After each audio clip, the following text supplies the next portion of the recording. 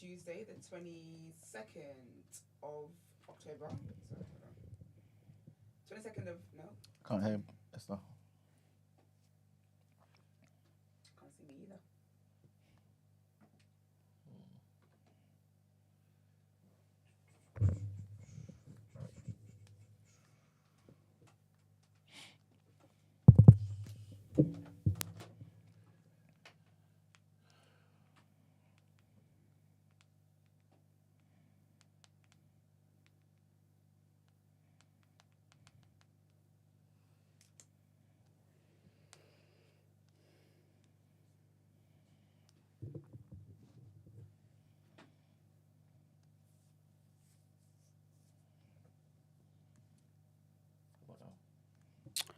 Yes. Can you hear me? Wonderful. Morning, people. It is Tuesday, the 22nd of October. Welcome to TDA, the day after, your favorite news platform and the home of popular culture, as defined by the culture. And I am one of your hosts for today, my own royalty. And they call me E-Man, the pro-black activist, TDA producer and news analyst, melanin jam-packed. That is right. And Brent is in here too. Morning. Are you sure? Well, to be fair, you did say good morning. You Yes. said morning, so that's fair. Let's see who's in the chat.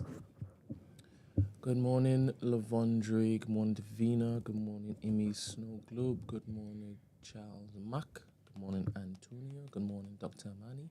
Good morning, Priz. Good morning, Jussie Uggers. Good morning, Cred Crew. Good morning, Izzy Bambino, DCF Mooks, and Nathan Brown.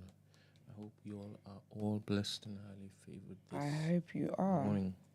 How you guys doing? I am... You talking in the mic? I don't know. 1 2 1 2 Yeah, 1 that's 2 right. 1 2. Why do you sound like that? Is everything all right, Brent? Wondering if it is I should lie to you. Oh, never lie to me. Let me smiling like that. Never lie to me. Let me just remind people of what's going on this week. All right, we have Dr. Amani's retreat. I don't even think it's Dr. Amani's, to be honest, but it is because Lots of money is there. she's speaking. It's hers now. All right, then. Women's Wellness Festival, only women are allowed to attend, and it's going to be wonderful. It's going to have yoga, and it's going to have mental health workshops, and it's going to have a Mapiano and R&B hit class. No, it hits. And also, we've got, we have a Blacklisted Book Club event, which is free, which is on the 24th of October from 6:30 to 9 p.m. And it is with the legend, Tipper Irie. The tickets are free.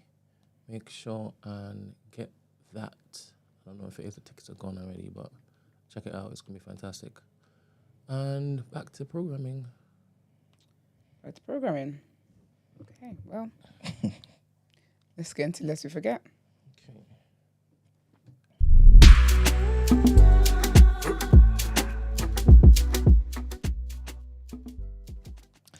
All right, people. Happy Black History Month, as always. For those who are unaware, this month we're bigging up some of the unsung heroes. Some people you obviously know, but some people may be new to some of these giants who impacted the world. And so today, we want to big up the legendary Bernard Alexander Montgomery Grant, more commonly known as Mr. Bernie Grant. I feel like he should have had like the third or something at the end. That's such a the third or the fourth name. And Mr. Bernie Grant was born in Guyana in 1944, and he moved to the UK in 1963 to pursue his education. He quickly became involved in local politics, particularly around issues affecting Britain's black communities. And in the 1980s, Grant became a prominent figure in communities, especially in British political activism, gaining national attention for his outspoken criticism of police brutality, racism, and inequality. In 1987, alongside Diane Abbott, Paul Boateng, and Keith Vaz, Bernie Grant was elected as one of the first black MPs in the UK Parliament, representing Tottenham. Known for his fiery rhetoric and passionate advocacy, Grant was a staunch defender of Black Britons and working class communities. He was a key figure in challenging institutional racism, particularly after the 1985 Broadwater Farm riots, where he controversially supported the grievances of local Black residents against police actions. Grant founded the Bernie Grant Centre in Tottenham, which aimed to support Black artists and cultural organisations. He was a firm advocate for greater representation of minorities in British public life, and he pushed for policies addressing racial inequality, unemployment, and housing discrimination. Sadly, he passed away in 2000, but his legacy as a fighter for social justice and equality lives on. Why is it important? Well, besides the obvious, he was one of the first Black MPs in the UK, elected in 1987. He was a strong advocate for racial justice, police reform, and working class rights. He played a key role, in fact, in addressing the institutional racism in British policing and housing. And, of course, he was the founder of the Bernie Grant Arts Centre to support Black cultural initiatives. Pretty much without him, if not for him, a lot of the activism work that you're seeing, a lot of our people in the community doing, wouldn't have been possible. He was known for saying, "I'm here to represent the people who have been excluded for too long. We're not asking for special favors, we're demanding equal rights." And he also said, "Black people are not asking for handouts. Again, we are asking for the chance to make the most of our lives. We're not asking for handouts, we are asking for the chance to make the most of our lives." Big up the legendary Bernie Grant. And the Black woman that we want to big up today, another legend, and she goes by the name of Claudia Vera Jones. And she was born in Trinidad in 1915. Claudia Jones, that's right. Claudia Jones was a pioneering Black activist, journalist, and feminist who had a profound effect and impact on Black British culture and the civil rights movement in the UK. After moving to the United States as a child, she became involved in leftist politics and civil rights activism. However, her involvement in the Communist Party led to her being deported to the UK in 1955, where she then continued her activism and became a key figure in the British civil rights movement. Claudia Jones is best known as the founder of the West Indian Gazette, which was the first major Black newspaper in the UK, which provided a platform for the growing Caribbean community in London. She was also a principal organizer of the first Caribbean Carnival in London in 1959, an event that would later evolve into the Notting Hill Carnival, which is one of the largest and the most famous cultural celebrations in Europe. I'll pretty much say the world, to be fair. Claudia Jones was a fierce advocate for the rights of Black Britons and worked tirelessly to combat racism, sexism, and colonialism through her writing and organizing efforts. She championed the rights of Caribbean immigrants in Britain, and she laid the foundations for future generations of Black political activism in the UK. Why is she important? Well, as mentioned, she was a founder of the West Indian Gazette, the first Black newspaper in the UK. She was the principal organizer of the first Caribbean Carnival in London, which was a precursor to the Notting Hill Carnival. And she was a key figure in Black British civil rights activism, fighting against racism and colonialism. And of course, she advocated for the rights of Caribbean immigrants and the working class. She said, "A people's art is the genesis of their freedom. A people's art is the genesis of their freedom." She also said, "It's not enough to say that we must abolish the exploitation of man by man. We must also abolish the exploitation of women by men." And last but definitely not least, she said, "We seek no favors, but rather those rights that belong to all people," similar to what Bernie Grant said. So yeah, big up the legendary Claudia Jones and Mr. Bernie Grant as well. And that's it for Black History Month, Lest We Forget segment. Thank you. Let's get into our headlines.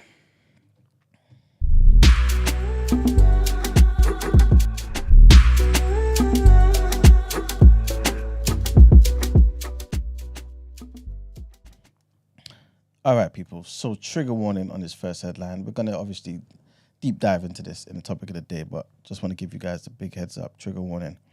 The family of Chris Kaba have said that they have been left with a deep pain of injustice after the police marksman who shot him was cleared of murder. Martin Blake was 40 years old, or is 40 years old. lucky for him, fired a single bullet through the windscreen of the Audi Q8 the 24-year-old was driving as armed officers surrounded the car in Streatham, South London, while he tried to escape. The jury deliberated for about 3 hours on Monday to clear Mr. Blake, who appeared to be briefly overcome with emotion as the verdict was returned. Mr. Kaba's family sat in silence in the court, where in a later statement said that the not guilty verdict had left him with a deep pain of injustice. A statement that was issued by the campaign group Inquest also said that no family should endure the unimaginable grief that we have faced. Chris was stolen from us, and this decision shows his life and many others like him does not matter to the system. Our son deserved better.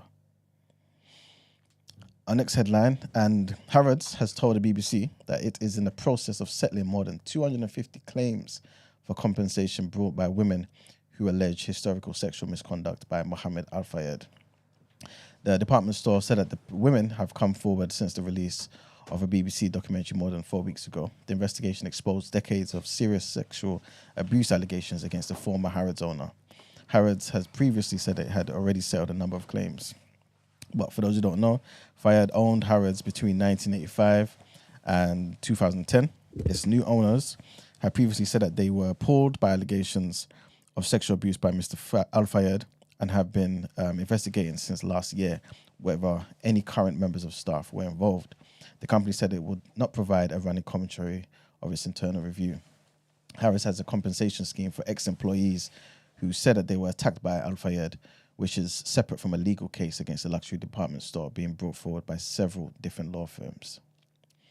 And our last headline, full medical records, test results and letters from doctors will be available in the NHS app under plans for a digital revolution in the health service in England. Ministers hope the changes, which is a part of a new 10-year strategy for the NHS in England, will overhaul the way patients interact with the health service in the same way apps have changed the way that we bank. Currently, the NHS app is limited because patients' records are held locally by a patient's GP and any hospitals that they visit. And not all parts of the health service interact with the app. But the government said it was pushing ahead with plans to create a single patient record. Campaigners have raised concerns about data protection, but ministers say that they are absolutely committed to protecting confidential medical information. It comes as the government launches a new national conversation to inform the 10-year plan, which is due to be published in the spring. One of the key themes of the plan will be moving from analog to digital, and the single patient record will be a core part of that. And that's it for our headlines. Thank you. Let's get into what you're saying, topic of the day.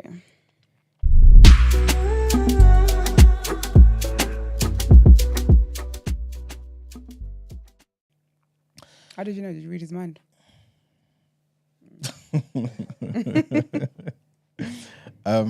Okay, people. So, as mentioned before, topic of the day is going to be on. It's going to be on basically the court case and the result of that trial that we had yesterday, which is the Met police officer that was killed, Chris Kaba, being found not guilty. As mentioned before, the jury pretty much deliberated for about 3 hours, which was relatively quick. It's like they seen enough, made up their minds quickly, and they said he was not guilty, man. What was you guys' thoughts when you first heard the news? I thought I was just so sad. I was just very, very sad. Oh, my bad. I thought it was so sad, just so very, very sad. I feel like when you know the circumstances as well, like he had complied with everything they wanted him to do. Essentially, his hands was on the wheel. Like there was no weapon found in him. He wasn't a threat. I feel like if his hands were around, then they could say that they thought maybe he was going to shoot at them or something. But his hands were clearly on the wheel. Do you know what I mean? It's just sad. They're pretty much saying, well, They didn't know. No, but they're saying his car is a lethal weapon. A car is a lethal weapon. Sorry?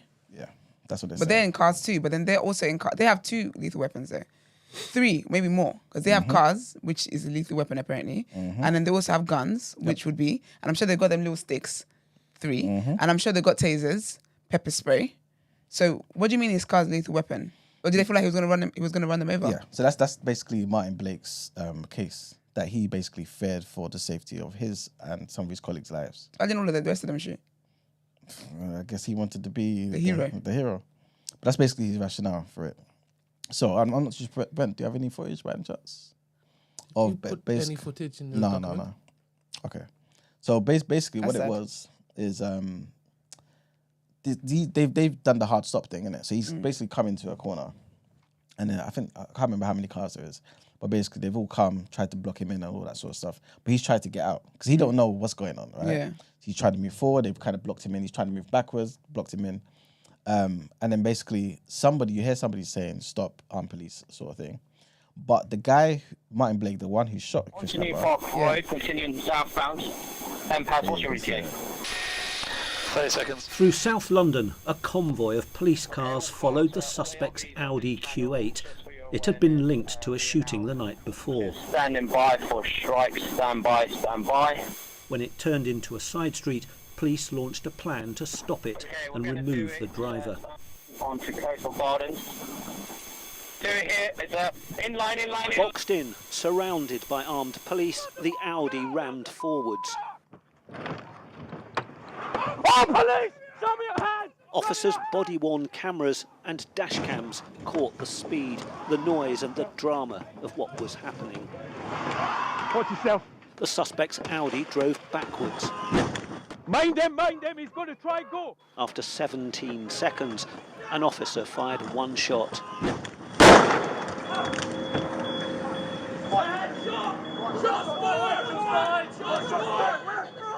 The jury was shown a graphics version of the movement of the firearms officers. Blake is the yellow dot. He ends up in front of the suspect's car from where he takes the final shot. The officer said he feared the car would hit and kill one of his colleagues. He shot the driver in the forehead and killed him. The suspect was Chris Kaba, 24 and about to be a father. It wasn't his car. There was no weapon inside it. The next day, as police investigated the shooting, Mr. Kaba's distraught family went to the scene. The report said that it was a pursuit. Where was the pursuit? He was boxed in. The pursuit where? You know, and why did they shoot him in his vehicle with the windows up? I don't get it. Police! Wait. In London and elsewhere, campaigners looked for an explanation. The superstar rapper Stormzy joined a demonstration. I would think that, obviously, everyone knows if you shoot someone in the head, they're going to die, right? So there was nowhere else for them to shoot him. Exactly. At least as a warning shot or something. I don't know, man. I don't know. I don't know whether maybe I missed it, but are police like in that situation where if they fear for their lives, if it's not visible, because really and truly that's an assumption. If you had a gun, I can understand them saying they're looking directly at death, but something like that, they could have shot him in the shoulder, like in the other places to shoot somebody than in the head. I guess they may say, well, he's somewhat stationary, but he's not stationary. So he could be doing this in the car. So even if they tried to shoot him in the shoulder, who knows, it might hit him in the chest. Yeah, but so he still could have passed from I that. would have thought that with police though, you do a warning shot. So even if you shoot just to shoot the glass, so that the person knows that stop or we're going to shoot again, kind of thing. I don't know. I just think it's sad, all in general. I don't know. It's just Mark, Brent, what was your thoughts when you first got the news, when you first heard what happened? I only just heard just now. Well, So, this is my real-time reaction to it. I'm not surprised, to be totally honest with you. Yeah. I'm not surprised at all. But even from that footage, she couldn't really build up a head of steam. So why did that excuse fly? Like, he could have hit them with the car and stuff, but obviously he's moving back and forth, whatever. But he was boxed in. He couldn't go fast enough. Exactly. To kill anyone. and they were out of the car. So why did they let that excuse fly? It's the jury's fault as well, man. These people are taking the piss. That's the thing. Stuff like this, it's about the jury. Because if you got jury that that's why when it comes to certain cases, the jury process can be long and winded. Yeah. Because the person that's on there, I don't know if they had black people on the jury. I don't know if they had black men on the jury. Do you get me? Or black women on the jury. I don't know that. But stuff like that, typically, depending on obviously as well their socioeconomic status and stuff like that, can sway the jury. Yeah. So I don't know what the jury is made up, but if it's an all-white jury... But do you know what it is? To some degree, should the jury kind of be left out of this? Because remember the case they've been charged, they've been asked to judge basically, Yeah. a murder case. Yeah. So beyond a reasonable doubt, do you feel that this guy kind of went out of his way to kill him, kind of intentionally? You know what I'm saying? And how do you prove that? I think shooting somebody in the forehead. Do you know how clean a shot that is? Yeah, I know. But And I think sometimes I feel like when these police brutality things happen, like there's a whole part of the conversation about their training that's completely missed. Yep. Like it's completely missed. Their training is thorough. Yeah. So like, it's not like you put me on the front line. I shoot everywhere. I shoot a toe. I shoot everything. But you're trained to be able to de-escalate situations. You're trained for different things that you have to, different circumstances. Shooting somebody clear in the head is crazy. But then also, why are they reporting and his hands were clearly on the wheel?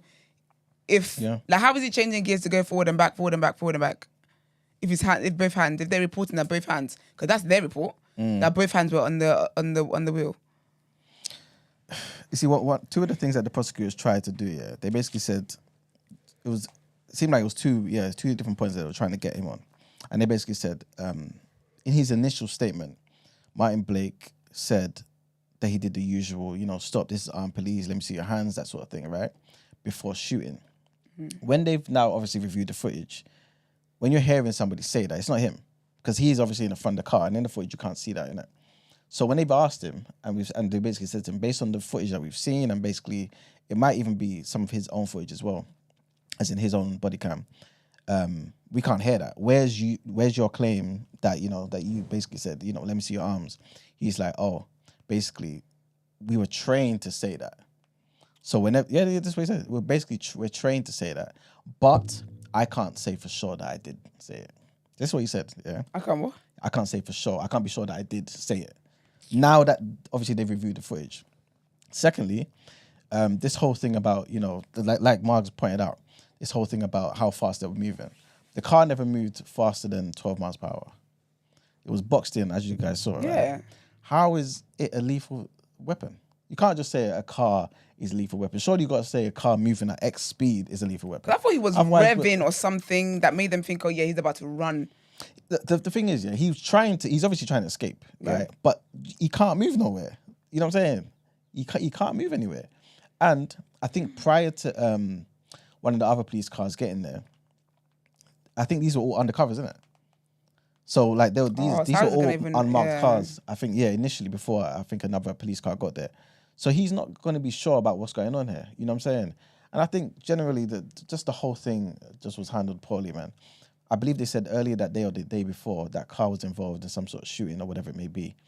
But he wasn't the guy that was in the car and he didn't have the weapon. Surely you would kind of check prior to, and surely if you're following him, you would see who's in the car. You know what I'm saying? Like it just seemed like there was just so many things that they maybe like they were that just wasn't done properly. Yeah, they maybe like they just like it was their first day on the job and they didn't really have much training. Because that's very, very wild. Like ending somebody's life like that. And it wasn't even the person you're looking for. It's wild. Yep. Even if there was the person you're looking for, you don't get to just shoot them in such a heinous, crazy way anyway. But to know that that's not even who you're looking for is just it's sick. So what's the consequences then? That's it. Yeah, basically that's it. Does he go back? He just goes back to work because he did what he was meant to do in his job. Yeah. So basically, he was taken off. So this is the sequence of events, roughly. He was taken off firearms duty, right? So obviously, so basically, long story short, having a firearm in this country, you have to volunteer for it. So it's not like in America sort of thing, right? Obviously, but you volunteer for it. So any police officer can kind of do it. You volunteer, then you go through the training process, and then you become one. So there's, I believe, only 2,500 armed police officers in the country. So he's now been taken off of that. Then obviously when there's been more uproar, more marches, more people, speaking out about it, then he's been suspended. So he wasn't suspended initially. Okay. Now this is the case has gone through. He's been acquitted. I think he pretty much goes back to work. That's it. So they may look into it just to see if there's more. He's irresponsible with firearm. Yeah. He's irresponsible. But you're happy. How are you going to say about you don't know whether or not if you're going to shoot somebody because obviously in America they be shooting rocket launchers. That's fair enough. It's not fair, but that's what they do over there. But here, if it's something that's not that common, and not every police officer has a gun or whatever, you should definitely make sure that you recite the script they told you to recite. You can't get to court and say, well, I think I said it. Well, I was trained to tell you, but I can't remember. I don't recall. Yeah. Like, that's just, that's sick though. But like Mark said, I'm not really surprised. I'm disappointed, but I'm not surprised. It sounds about Britain. So the land that's not racist, apparently. I think what they're saying is they might look into it just to see if there'll be some sort of disciplinary involved. Because obviously the man's a free man now. The man can do what he wants to do in it. He can probably go back to work. But just in terms of maybe, this is my words here, negligence or something, they might look into. But But legally, that's basically the or extent of it. Legally or like at work? At work. Legally, he's a free man. He's a free You man. just get 6 weeks on no paid leave and then you just carry on as if you did nothing, as if you didn't kill somebody. Yeah. Or they at most probably say to him, you can't use firearms no more. But he'll still have his job. He'll still be a regular police officer if he wants to return to it. But I want to ask you guys this, yeah? Brent, I want you to listen to this as well, yeah? Do you feel like this potentially could be a setup? I'll tell you why. Because the ILPC, yeah, they're the independent watchdog, yeah, that basically works with the CPS to bring this to court. Yeah. So it's not just us folk that come around and say, oh, no, we want to sue or whatever. They basically do it because this is the Met Police, right? So they brought it to the public or brought it to the court. And they've brought the charge of murder. So pretty much, for those who looked into the case, you're going to ask yourself, is he really going to go down for murder? He's not. He should have gone down for manslaughter though. Exactly. So could this been an initial setup to make it look like we're doing something for the masses, for the black community who feel hard done by regular police interactions? Number one, and number two, was this also a way to kind of appease the people in the police force? Because remember when we first reported this, and people were saying about the potential charge of him getting charged with murder. Many people in his team and other firearms officers said, okay, cool, if that's the case, They're staging walkouts and stuff. Yeah. we're going to put our guns down, we ain't doing this job no more. So I'm hearing now, I'm even listening to quite a few people who are former people who are firearms officers and people who are current talking about, we're so happy that the jury chose to say that that he wasn't guilty of murder, because this would have definitely affected Britain. Britain would have been less safe. People would have said we ain't carrying guns no more. And it sends a message out there that basically we don't trust the police force. So is this a way for the IOPC and the CPS to basically say, okay, cool, public, we're doing something for you, but police officers, understand, we're on your side too. Was this just a facade? I think so. Basically. I think so. Like, can you put someone on charge for murder and manslaughter? So like they can find you guilty. I'm sure I've heard that before, where they're like you're not guilty for murder, but you are guilty for manslaughter. Sounds very familiar. I feel like you can. I don't know. It could, they can change the charge, innit? Okay, you have to change it. You can't do both. I think they'll change the charge. Like, I think you can get that maybe charged for murder and drop down to manslaughter once they try the case or something like that. Because I feel like, now that you said that, I actually hadn't thought about that, but because he would have been guilty of manslaughter, for sure. But murder is a technical, that's why sometimes when people have blatantly done it, because of the intricacies with murder, murder charge, they said, it's our safer bet is to go for manslaughter, because that would definitely happen. But murder, you might be able to get away they're with sick it. actually, because I feel like you got to get your ducks in a row. I don't even know if you can change it. Once you make the charge, how's it going to change? Once the CPS put it through and you're on trial for murder, that's what you're on trial for. Yeah, exactly. Because I've heard people, I'm sure I've heard, but I don't know if, when you just watch too much stuff, I don't know if it's real life or TV anymore now, where they're like, you're not guilty of murder, however, they've been found, oh no, maybe it's first degree, when they're like, it's not first degree murder, but it's second degree. Okay, yeah. Yeah, I think that's more what I've heard. That's just so sad and disappointing. But it wouldn't, this world is so evil, and people are so crazy that it would, and the authorities, the powers that be, that wouldn't shock me, at all. No, in the slightest. I don't even believe sometimes they suspend these people.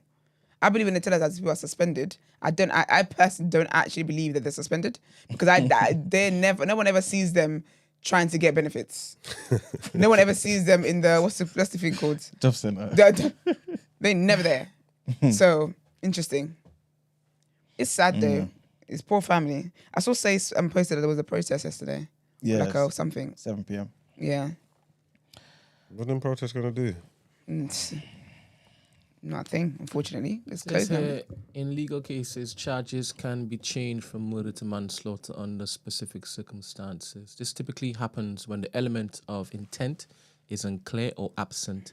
Okay. In a murder case, the prosecution must prove that the defendant had the intention to kill or cause grievous body harm. However, if it becomes clear during investigation or trial that there was no intention to kill, the charge can be reduced to manslaughter. Here are a few common reasons why a murder charge may be reduced to manslaughter. 1, lack of intent. 2, diminished responsibility. 3, provocation or loss of control. And 4, negligence. Each of these scenarios reflects how a murder case could potentially be reduced to manslaughter based on the evidence and legal arguments presented during the case. Thanks, Brent. Yeah, it's sad, man. How much responsibility, though? Because, of course, we kind of know that. Obviously, depending on your opinion. Let me just. Sorry to even cut you. What was your expectations? Me, Personally. Yeah. Oh, I knew. Wait, so Brent said something. What did you say? Let me put this up for a second here. This is the yellow dot. The yellow Yes. dot is the officer. Martin Blake, yeah. The one that killed him. Yeah. Look Okay. where the other dots are. Yes. Where's Chris in this? In the He's car. in the Black car. car. So there's the other dots of the Yeah. people. Oh, Why is he the one to take the shot? And why is... Let me finish. Where- Let me finish. Exactly. So he's placed himself in front of this weapon Yep. purposefully, Yep. right? And if he is seeing that the car is looking to move out and escape, he's positioned himself in a place where he can easily say, well, I feared for my life, so I shot, Yeah. right? Yep. I don't know what they argued in this particular case, but the rest of the officers, they are placing themselves in front of her. Exactly. So I found that really, really interesting. And look how close he is to the front of the car. Yep. It's not as if he's back here or behind here or behind here, protecting himself from possibly being run over. He's placed himself where he can claim, well, it was coming towards me, so I shot. Yep. Yeah. In the first clip they showed, did it show what's his name? Martin, what's his name? Martin Blake. Martin. Did it show when Martin went in front of the car? See, yeah, this is So I'm what I trying to was- think that did he intentionally go in front of the car or did he find himself in front of the car? And why aren't they using his dash cam? Body cam. Shout out Or to body the- cam, same thing. I think the jury got to see it. That's why they were able to say, you never said the whole put your hands up thing. Yeah, so for the publicly now, why are they putting out that one? Why aren't they putting out his one? I don't know. Apparently there was loads of footage that the jury got to see. Obviously, this is the only thing that we got to see. But yeah, it's just like what Esther said and what you pretty much said as well, Brent. Obviously, Brent's just shown a screenshot, but in the video, you see the dots moving and how they get positioned. And how is, because basically his argument is, I basically was protecting the lives of those of my colleagues. Is he the manager? All of them are on the side though. Is he the commander?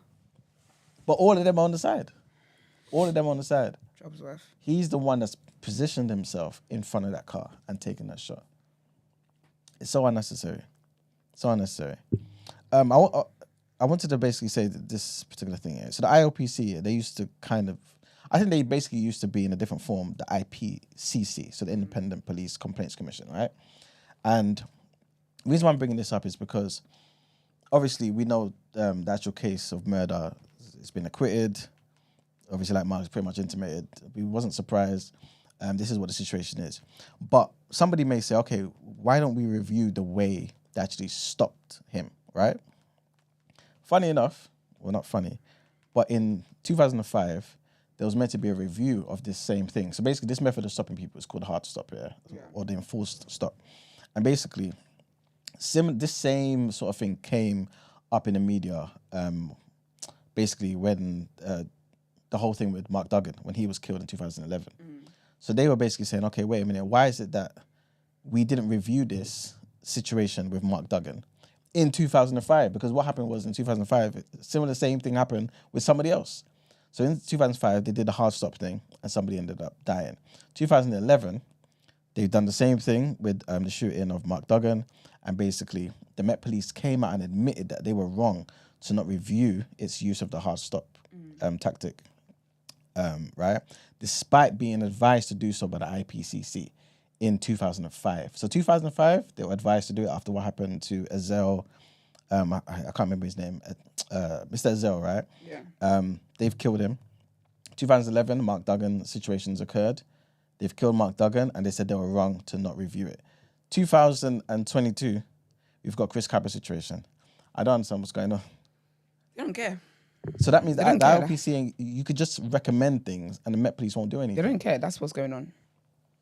It's so sad though, because all over the world, like the police are just like all over the world, you know. Like any country will have some kind of request for reforming the police or police brutality. Is sick. Yeah, man. I don't know. I wanted to read something quickly from Frank Ferguson. He's the CPS Special Crime and Counterterrorism Division head, right? And he said, first and foremost, I want to say that my thoughts and those of the CPS remained with the family of Chris Kaba. Today, armed Metropolitan Police Officer Martin Blake has been found not guilty of the charge of murder. We fully respect the jury's decision. This has been a complex and sensitive case, and the decision to prosecute was made after an in-depth consideration of all the available evidence. We recognize that firearms officers operate under enormous pressure, but it is our responsibility to put cases before a jury that meet our test for prosecution, and we are satisfied that that test was met in this case.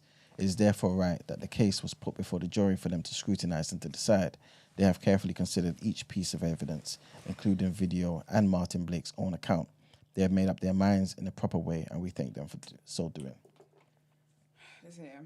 So this is obviously in response to, I guess, those who are on the side of the police that are probably thinking, wait a minute, why does CPS even waste our time? Why are they looking like they wouldn't support this foolishness in their eyes? You know what I'm saying? To even bring this to court.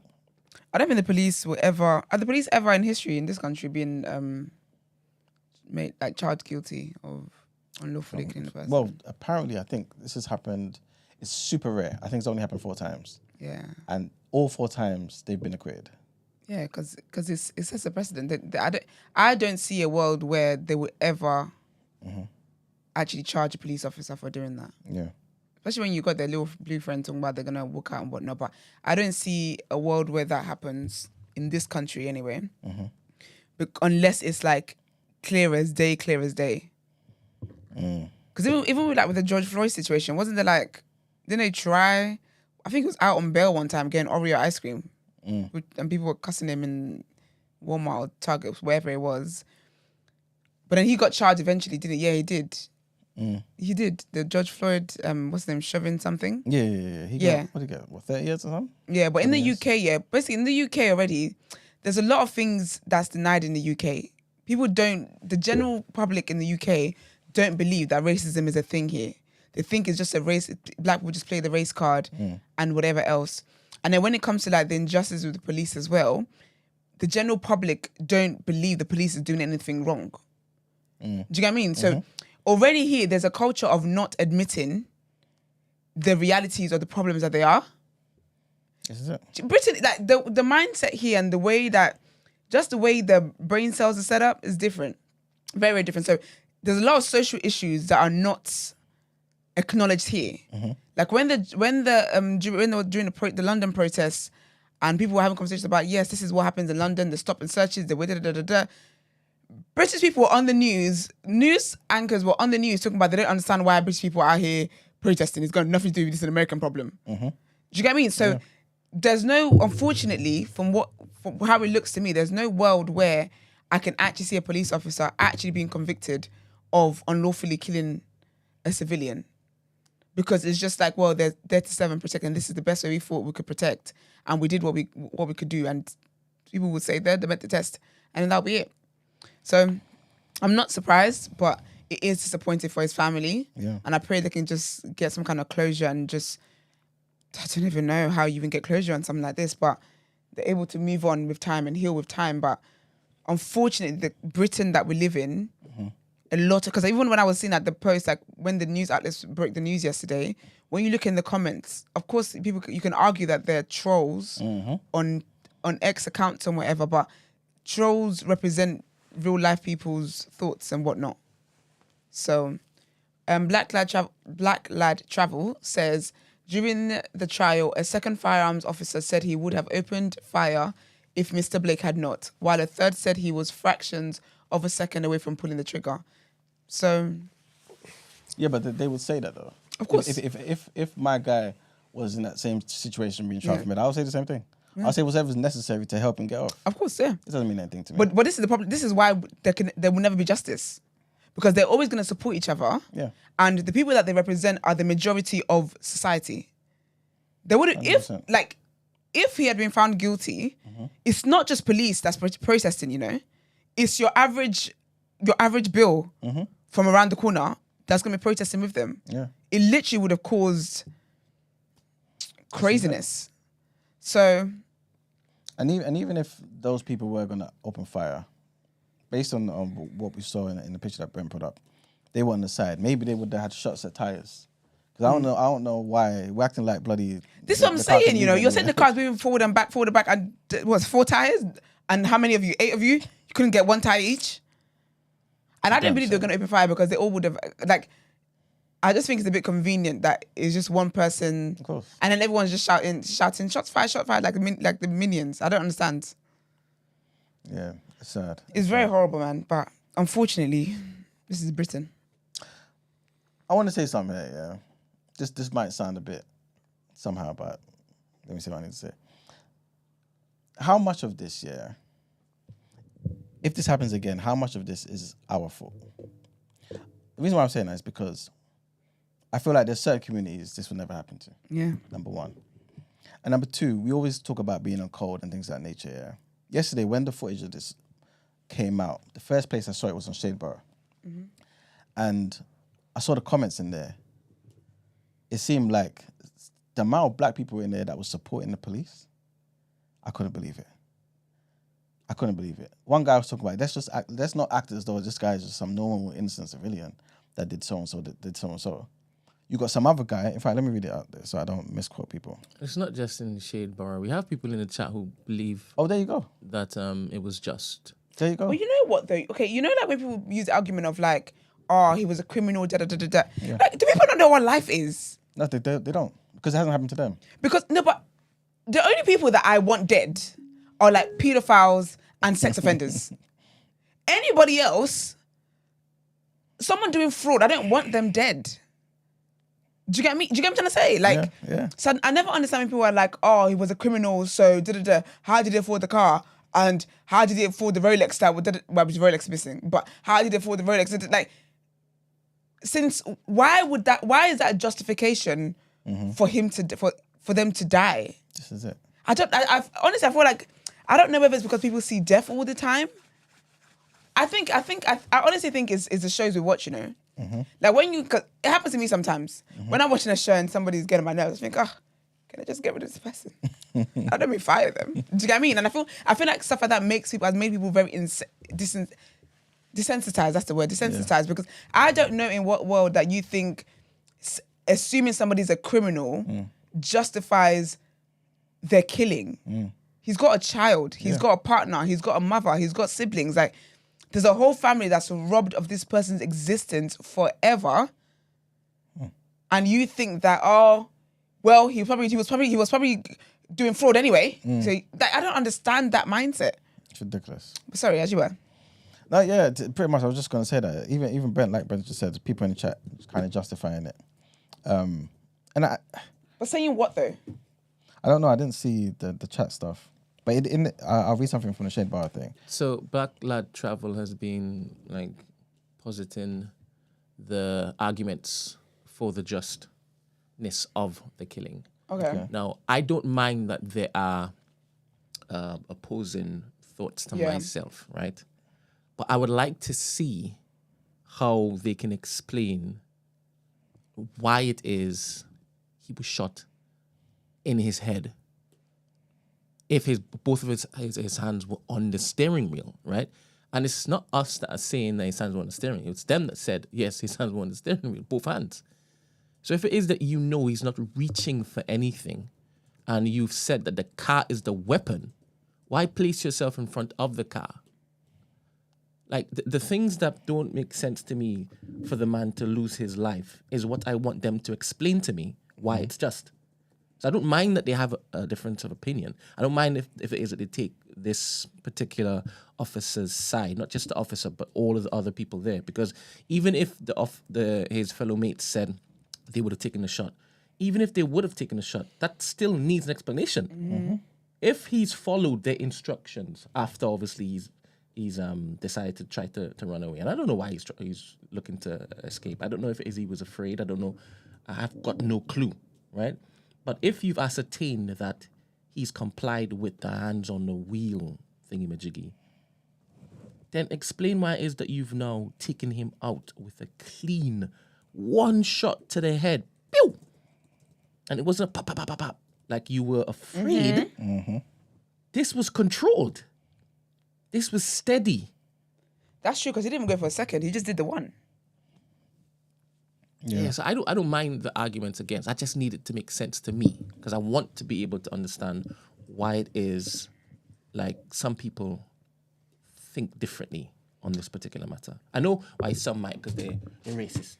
I know that some people think black people are just, playing the victim again, right? I know that some people say, well, the car was responsible for a shooting The day night before, and on Twitter, some people are saying that he was part of the gang that did was the shooting. Yeah. There's no evidence that's been course not. corroborated, and you would think that the newspapers would go with that. I would have thought they'd investigate the shooting to actually prove that his car actually was there. Like, do you get what I mean? Yeah, you would think that they would put this to the front because it will easily let people be like, all right, Well, it's justified. If it is that he was actually there, if he was part of the gang, then it makes sense that they think that he has a gun on him and he's just escaped that first particular melee, right? But none of that has been presented.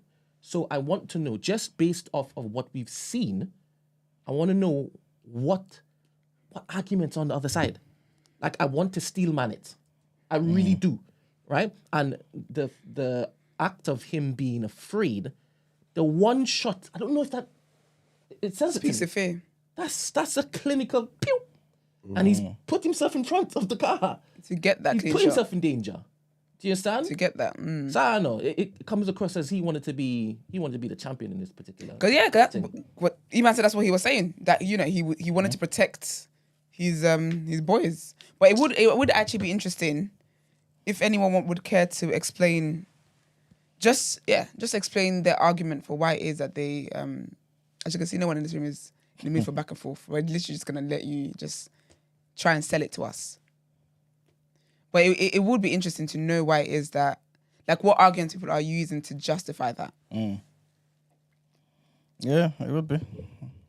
What was some of the stuff If that you he saw? was using the car as a weapon, it was viewed as justified response against a potential lethal force. So I hear the argument that if he was looking to ram the guy, Yeah. why is he positioning himself in front of it if it is that you've identified the car as a hostile weapon? Because I thought you would have jumped out of the way and then shoot. No. Like Rambo or something. Well, well. But to me, from the footage, and obviously we didn't see the dash cam of his footage, right? But he's there saying that they've been trained to actually announce to the person, if it is you don't do stop what you're doing, we're going to shoot. And then he claimed that he said that, but then when his dash cam footage was seen, he didn't say that. So he changed his position, right? So I don't know if it is I can entertain that whole, in that moment, he felt as though he was going to ram him. I don't know if I can entertain that at all. Because in my head, more of them would have shot immediately. Right? It wouldn't have just been him. More of them would have shot. And why just one shot?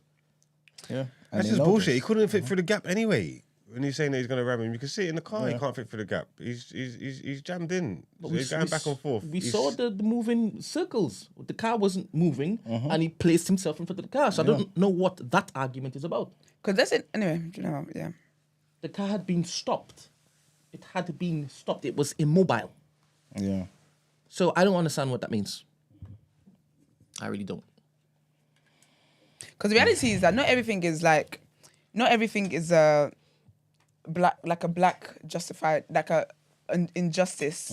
Because I don't know if you guys saw the clip of this lady. I think she's like a basketball player or something like that in America or something like that. And basically the police got called to her house, American woman, black woman. A police got called to her house to do a welfare check. It was an Asian police officer, and he was knocking, and just to do a welfare, because people weren't sure, they reported in that she might not be okay or whatever. She's got mental health illness, blah, blah, blah.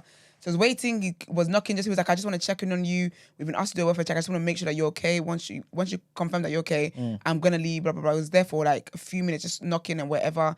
And she came and she had a knife and she gashed him on the head. But he was like, you need to step back. So they were in the hallway. But he's like, you need to move back or I'm going to have to shoot. It wasn't until she literally stabbed him in the head that he actually shot. So with that, obviously you got trolls online. They were like, oh, Black Lives Matter people. And Black Lives Matter ain't said nothing, not a damn thing about that, because you could see clear, and he had his body cam on and whatever, and he called in and even went to check in on her and everything. Like, you could tell damn well that this man was actually in danger. Because you could see it in video, but also he's got the wound on his head, and she came out with a knife, like with a kitchen, like a chef knife. So do you get me? So not everything is where black people just want to cry, oh, injustice, because in that case nobody said a damn thing because they were like, well, sister, this is that the guy had no choice but to shoot. Do you get what I mean? Yeah, he waited too so it's long not a thing. Second, he waited too long. Do you see it? yeah, he waited. Oh, he waited. too long. But you know what? That's how I knew that his heart was clean with it. Because, but basically, the only reason why he ended up shooting was because they were in the hallway and he was already there was no way out. She was coming towards him, and he was trapped in the hallway. So his only thing was to shoot. Do you get what I'm trying to say? But that just shows that's somebody who their training clearly they used it. But it's not every time that a black person is killed or shot dead by the police that people want to shout Black Lives. Like, you know what I mean? Like, it's not that. So I don't want people to reduce black people being killed to, oh, you guys are always going to do this. You're always no. It's about circumstances, and that's what it's about in this case as well. But Question you asked was, if it happens again, is it our fault? Partly. is it what? Our fault. Yeah. Do we hold any blame or responsibility if we allow this to happen again? Question. How do you stop it? How are you putting the blame on man for? Were all the police on non-uniform? I don't know. I think it's difficult for people to just stop if it's an unmarked police car. Yeah, of course, 100%. I'm not stopping. I don't know what the hell this is. I don't know who the hell you are. And I feel like if that continues to be a thing, I can understand why crazy situations will happen. It's not safe. It doesn't feel safe for me to stop. If I know that the police, then I can say, well, you knew it was the police, and then, like, do you get what I mean? We can start talking about accountability. But if I don't know it's the police, it's just a random person chasing me through traffic, people are crazy. Yeah. Why would I stop? 100%. But I don't know in what way how is it preventable though? How is something like this preventable? Don't go backwards and forwards, fair, in your car. But apart from that, if they're reporting that his hands was on the wheel, which is what you're meant to do, you're meant to have your hands like visible. So he only shot because the car was going backwards and forwards. Yeah, and thought the car was going to run him over or run over his colleagues. Okay, so not because they thought he had a gun or anything like that. No. Just backwards and forwards. That just came afterwards when they said it was involved in the shooting, because nobody saw the gun, and obviously there was no gun. You know what I'm saying? He didn't There was plant no one. gun. You know what I mean? Because usually, child. Oh yeah, I mean Mark Duggan. Allegedly. Well. We won't even get into that one, but exactly.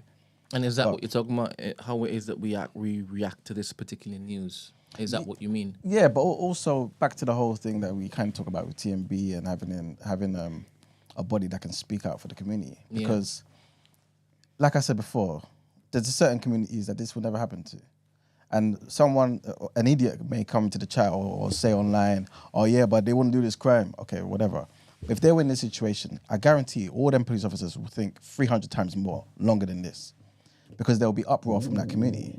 Because those people in those communities are positioned in certain places of power in UK life that will make sure people suffer for what they did to a member of their community. If our community is impotent in these particular areas, We lack the political know-how, the political power, the acumen, and there's nothing but marching. It happens again. How do I know? Because this is the again. You know what I'm saying? 2005, 2011, 2022. Unfortunately, it's going to happen again. You know what I'm saying? So that's why I'm saying, is it somewhat our fault? If we're not putting our time and resources into developing some sort of infrastructure for us to safeguard us. Forget all the, let's be part of the society and hopefully things will work top down, in the middle. Let's depend on our shaggy-haired white liberals on the left and whoever's going to come and help us. All that bollocks, right? But actually do something for us. Focus on that. Because I think that's the only way things are going to happen. And shaggy-haired white liberals. Yeah. Johnson was a shaggy-haired, right-leaning mother effer. Yeah, you got them over there too. But you know, a lot of the people that black people think are allies, you know, there's two types, isn't it? You got the shaggy-haired white guys, and you got the white guys who just shave all their hair off, no shape up. You know them guys? Yeah, there's two types, and we see them as friends. Not me, but we see them as friends for some reason. Yeah, my sentiments is displayed in the thumbnail. If nothing changes, nothing changes. Nothing changes. So I 100% agree. Like, I don't know. I kind of feel a little duty to talk less and do more. Yeah. The quicker we get that particular economic power that actually can make a change, the better. Yeah, full well, I'm tired of just complaining. Yeah. But the thing is, because every now and this too again- will bloody blow over. Yeah. And people will forget And that'll be until it is the next person's son or daughter is taken. Do you understand? Yep. And next time it might be closer to to us than before. You know, the person that was justifying this or making excuses for this reckless behavior, it'll be closer to them. Yeah. Do you understand? Yeah. It's nasty work, man. But the thing is, every now and again, we have to say something because it's almost as though some black people in the community just don't know. You know what I'm saying? That if you don't see this in the way you need to see it, things will never change. You know what I'm saying? Like, you have to be able to understand that this case was brought forward in a particular way so that it can only have this result. If you don't recognize that, then you can't string it to the whole systemic racism. Yeah. You can't string it to those things that keep us in a particular box, that keep us wasting time on fighting for justice and trying to beg for justice from the people that don't want to give it to you. You know what I'm saying? Like, if you don't connect those dots, then what are we doing there? So that's why every now and again we have to say to the people, open your eyes, wake up.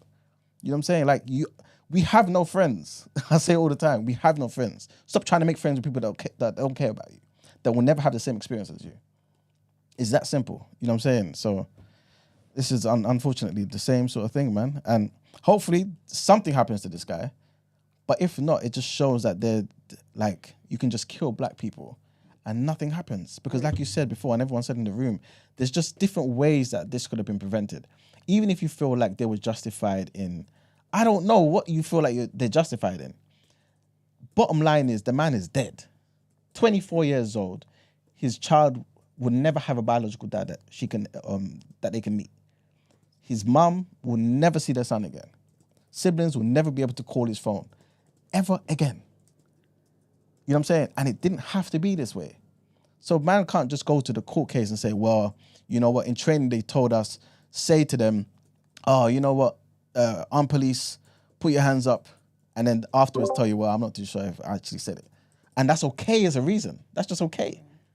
It's a joke thing, man. It's a joke. But yeah. Good morning. Good morning. Good morning. Good morning. Good morning to Who is it? you, Christy. Can't hear you. You're muted, Christy. Let me see if it is. She'll come back on. Let's see. Cool. Good Oh, morning. man. Good morning. Good morning. Good morning. All right, let me restart Discord and see if it's on my end, Christy. Okay. All right. Should we go into headlines and then when Christy calls back, Okay, might as we'll well. address it? No. No? No. The man said no. Good morning. Good morning. It's just a shame though. Good Yeah, it's just a waste of life, man. Just a waste of life. I think people need to recognize, if you can see an alternative ending to this situation, then you have to recognize that is the alternative that should have happened. Like, the man shouldn't have to be dead right now. It just shouldn't be the case at all. I feel like even when you ask about what can be prevented to avoid something like this, Yeah. I don't even think it's like one thing. I don't think it's even like a thing of when you're in this situation.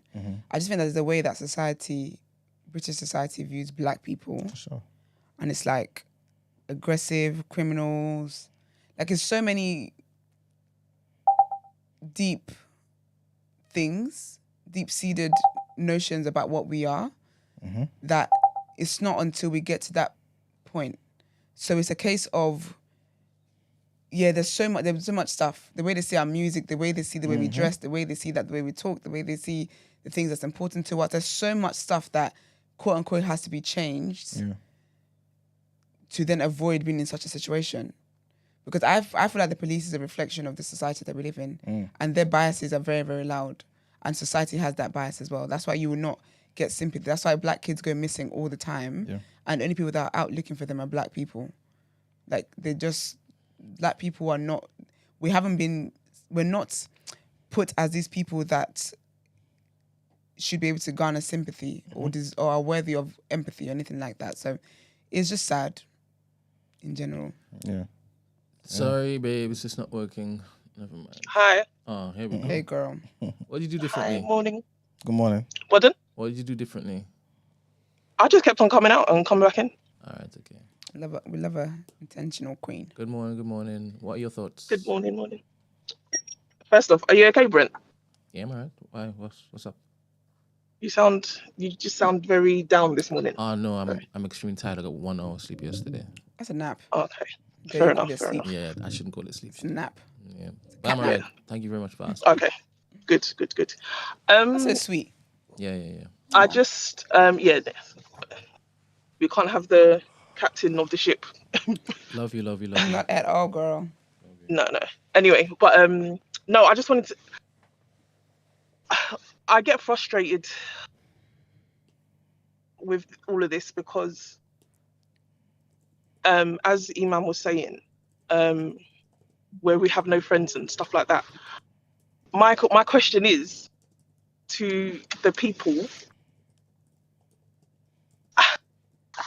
It's hard to fight this fight when we have to fight ourselves. Because, as Iman pointed out, and people in the chat currently felt like, and I get that there's certain things that is you can kind of explain away, but at what point are we tired of this? Because, like, to me, I'm getting to the point where it's like, what's the point? Because if I've also got to fight you, who I'm in close proximity with, then of course the police can do and get away. And it just speaks to what's happening, obviously, even to a larger point, because it's not just the police, it's systemic. Whichever way it's happening, it could be happening in education, it could be happening in the medical field, in criminal justice, whatever.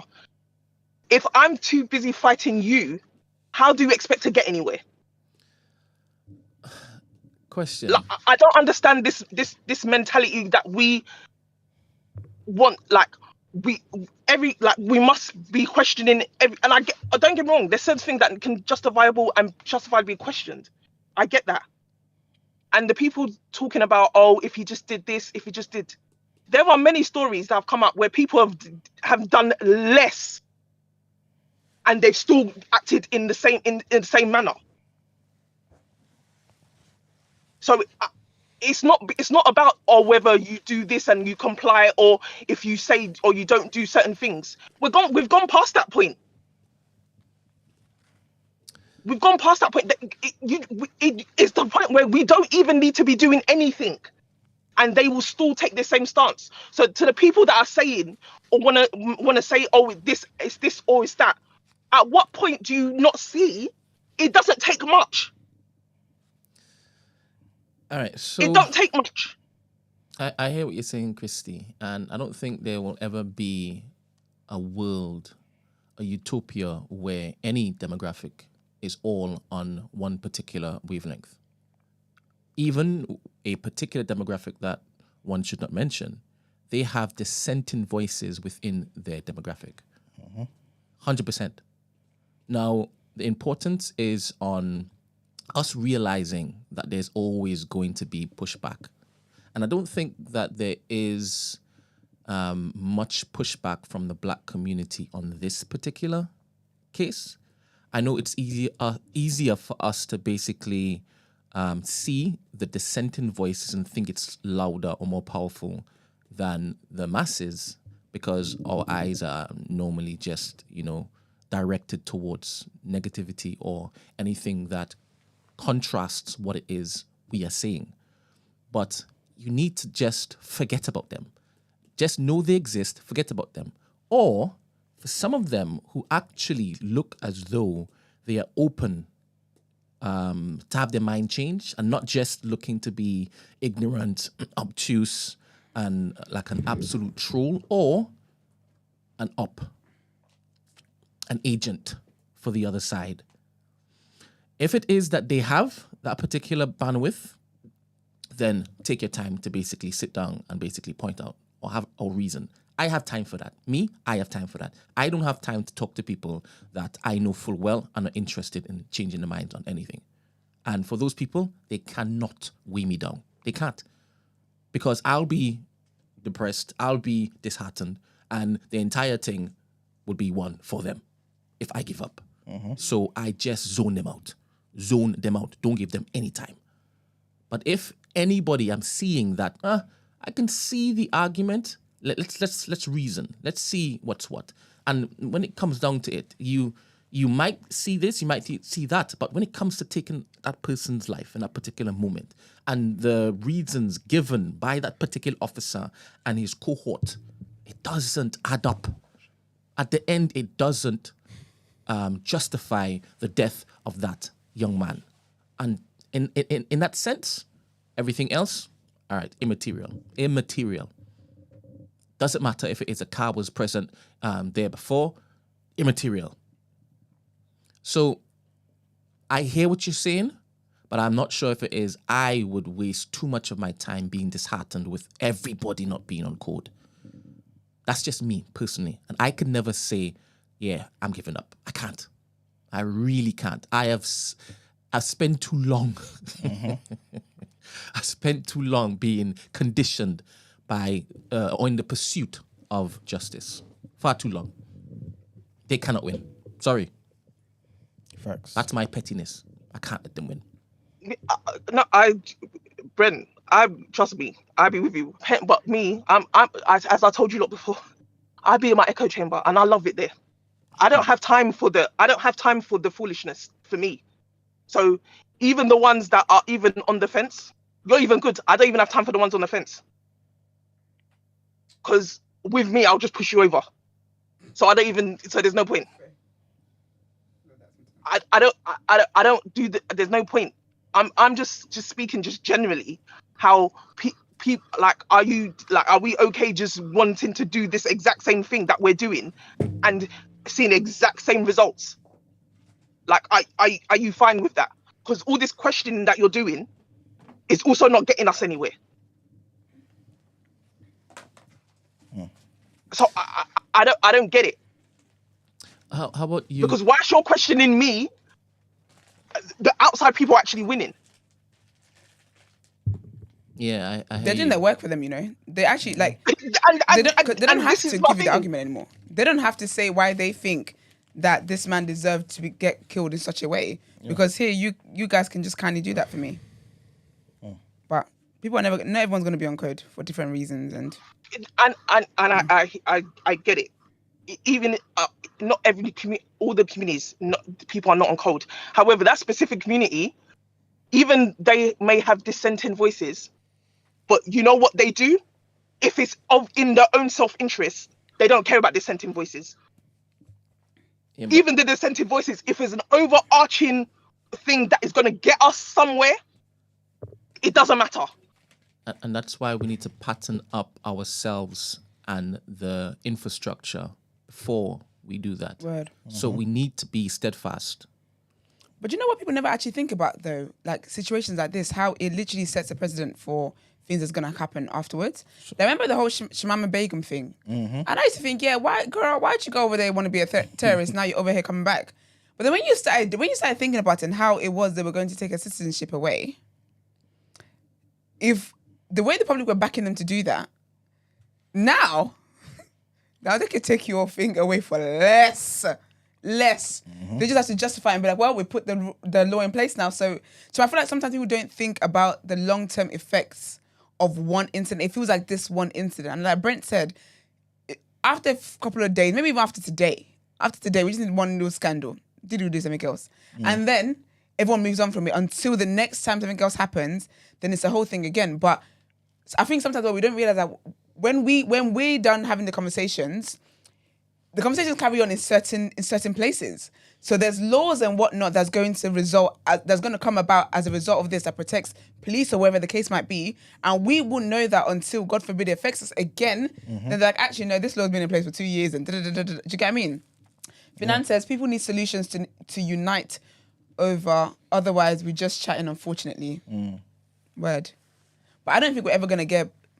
There's certain things that, for me, I always feel like is the most obvious thing for everyone to unite on. And then there's division. So when things like that happen, I just think, oh, we're never going to be in a place where we unite. And I think it's just a case of doing what Brent said, where it's just like, those of us who are equally minded in this matter, we'll band together. And we ain't gonna do nothing. It's just too much soft life. You know, like in the West, it's too much soft life where we're conditioned and we're not gonna do what it needs, what it takes. You know what I'm trying to say? Like we're not even feeling it the same way. You know what I'm trying to say? Like because if we was in different parts of the world going through this stuff, there'd be like militia and thing. You know what I'm trying to say? There's a reason why Middle East got people like Hezbollah and them thing. They're like, you know what I'm trying to say? Like it comes from something. You know what I'm trying to say? But being over here, we're never gonna get pushed to that. We're never gonna get pushed down that road. I mean, like the most is gonna be like humming and marching. But you know what it is? It's like, yeah, you're right, because it feels like these things feels like an anomaly. Like when I think about like 2 days ago was the anniversary of the Lekki massacre in Nigeria, where the police shot people down over the NSAS protest. The point that it took for people to get to that point where people were like, it doesn't matter because it wasn't just about the police brutality. Do you know what I mean? It was so many other things. It was the condition of the country. It was how the politicians were even. Do you know what I mean? There were so many other things that frustrated people to the point of, do you know, if you're gonna kill us, then kill us all. Then if you're gonna do that. But it's like here, it's too soft, man. It's too nice. This is one thing, and also as well, unless you know the family personally, the vim you have is. Do you know what I mean? It's not gonna be like it's not. Do you know what I mean? Yeah. And it's sad. It's sad because I've brought up the example when it's election season and when there's so much stuff that politicians need to do, but you hear Brits saying, well, you know, at least we've got the NHS.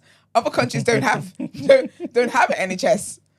But there's so many other stuff we need to make these people accountable for. Yep. We're like, well, you know, one thing about Brits, well, at least we've got the NHS. Well, at least we've got the NHS. Unemployment is piss poor. What's it called? People can't afford heating, can't afford food, nothing. Well, at least we got the NHS. At least we got the... Do you know what I mean? So, yeah, it's literally that. The conditions are too sweet. Sadly. Sadly. Yeah. No, it is. And I think everything gets taken at... To me, the problem is we take things... Maybe, I don't know, maybe I'm wrong. I feel that there needs to be an overreaction for everything at this point. Yeah. Because even the minor things, it's I don't know. Wait. I might agree with you. Do you agree? You know, I actually agree. You know, I'm with Christy all the time. I actually agree because I feel like when you don't, basically people can't take these things seriously because black people be quiet about a lot of stuff all the time. So 100%. how will they, like, we are the only ones, and the people that feel the way they feel about this, whatever issue is being discussed, we're the only ones that actually feel like the annoyance, the rage, the anger, the disappointment, the annoyance, the sadness, the depression from it. But we don't typically, like, we don't let people know there's consequences for things that you do. We never So do. how would they know what it is, how we're really feeling, if we don't All right. express it? Do you get what I mean? Right. No, well, obviously we're getting into territory where I threw up false equivalencies, right? Because you all just said you're down for overreaction to a particular thing, so they get First the of all, message. I didn't say everything. Right now we're living in overreaction, right? Yeah. Every single day we talk about the overreaction of a particular community against another community, Yep. right? So to sidestep me talking about a false equivalency, let me know the overreaction you guys are talking about. Be loud. Loud. So just more protests? More protests. Jump What- in. What before you other go. things You are know, there? you know. It's like, Jump in. not today. Not on my Live watch. in the spirit of the chase. Around the deck.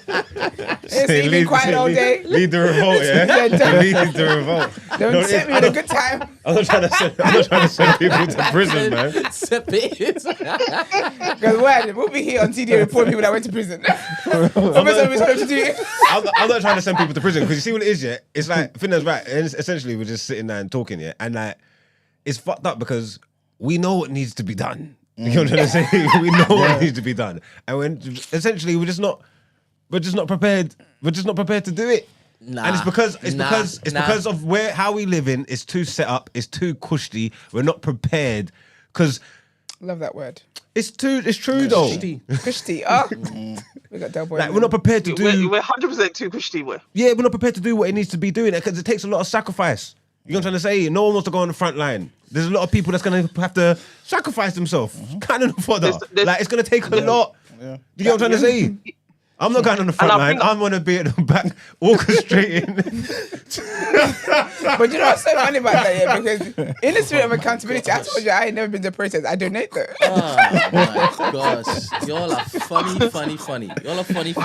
Funny individuals. So we're gonna do what it takes because you know what it takes. I You're don't want to say it. 'Cause I don't want to individuals. incite. If I I get don't my wanna- bag- I don't want to incite nothing, but you know what it takes. If I get my Mandela bag, don't play with me now. Too late. You said you're a pointer, Mags. You're a delegator. And I bring up the hair shop example all the time because when that whole thing was going on, the same thing was happening. She's just white. She stole. This time she didn't actually steal anything. It's mad. But our own people were justifying that level of violence against her. Yeah. It's mad to me that this is how far we've been conditioned. That I'm so and the same people will go to the same damn shop. You know what the thing The is, yeah? same damn shop. I think we have to. The conditioning is mad to me. Like they've left us on autopilot, and we're literally doing their bidding for them. And that's what saddens me the most. That it's got to the point where I don't need to. Certain times I can't even blame external forces because right in front of me is my op. Man said if this was France, that would have gotten. I would have been covered Oh. in blue. How come? France, how come they don't the, play. see the French? They're Yeah. on revolts. They said that we're They're on putting up the revolts. pension, the retirement age, like 2 years. They said no, Yeah. no, you're not. France don't play. They're my favorite racists. They don't play. They don't play. Allegedly, they're racist, but you know. Do you know what it is? I think the overreaction has to look different for different things. Yeah. Because you'll be complaining about the stop oil people. Yeah. but that's the thing though. At least they were on job though. It frustrated me. You know what I'm saying? And we need to do something that frustrates the people. And that's So the they reason why we recognise. complain about them is because they It's effective. they do their thing. They don't talk about it. They be about They it. were trying to run them over. People said, "Yeah, run them over." And They were that's very effective. why when it is they do the stuff, you got to champion them on these platforms to let everybody know I don't what's like what. them though. No, but I you don't like got- them. You see? I champion black Champion man for pouring out milk in Harrods. I need to know. Talking about moo. I need to know what I need to know what you guys are on. I need to know what you guys are on. Nah, You you're trying to said- set me up. You know what I'm on. you Allow said, it, Brent. You know what I'm on. You know what I'm on. brother, you said you'd be at the back just pointing people. Go. Go get a clap up. Go get a clap up. You need a I'll general. keep pointing. You need a tactician for war. It's important. So this is very important. The value of their lives will just be slain because you want to. Are you laughing? I imagine you look up to see if you were laughing. You were. You were. Y'all I need are the not camera to serious. confirm. Y'all are not serious. Brent, like I was saying, yeah. You need to value every single one in their lives. No, 100%. So strategic over correction needs to be applied. As you said, we are comfortable in this. So there's different culture altogether in this particular land. Different culture. So what's the most effective thing that doesn't mean the stealing of their liberty? The theft of their liberty, their agency, their freedoms, man. I don't know. What's the most effective thing? I think money is always effective. There's two things, yeah, It's really the party. Have you got to bring back the Black Panthers, man? I like the Panthers. for sure. We got to bring back the Panthers, man. You in uniform today. For sure.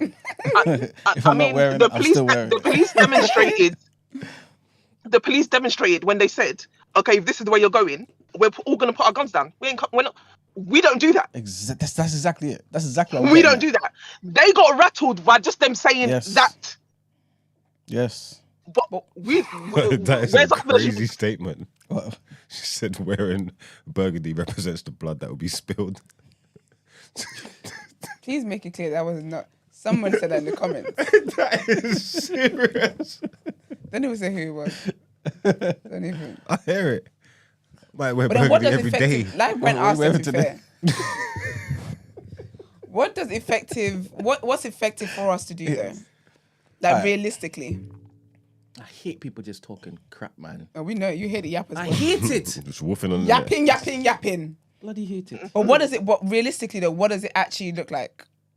I think oppressors respond to two things, right?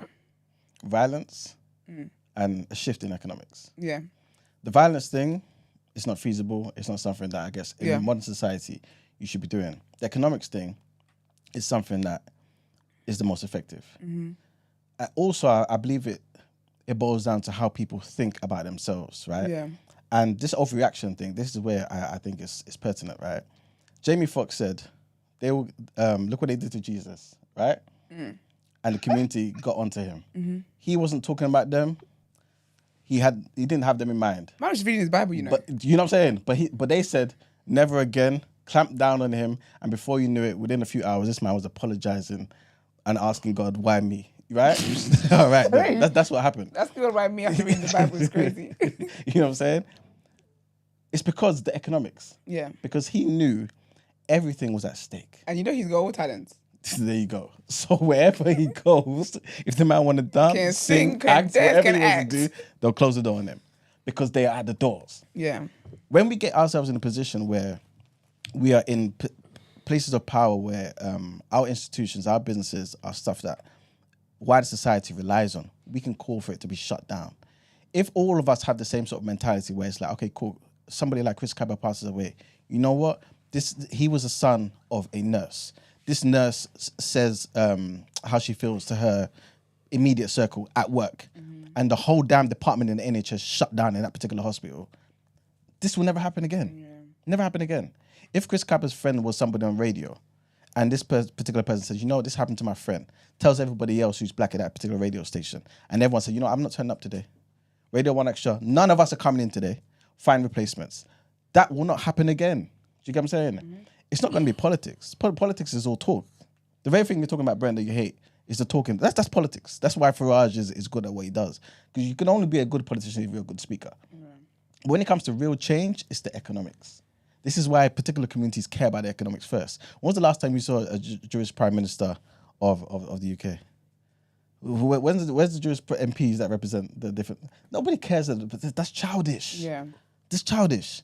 They care about the one who's going to influence the actual mind and the actual decision-making of the MP. You know what I'm saying? Because they're in particular positions within society at a local level, in the middle, and at the top, where it really matters. we're so influential in so many areas of life, right? Sports, music, fashion, but none of us are saying, cool, I'm going to make a stand and stop what I'm doing. We may turn up to marches, but if I say to you, okay, cool, you know what? The next big fight that I'm meant to headline, I'm not turning up.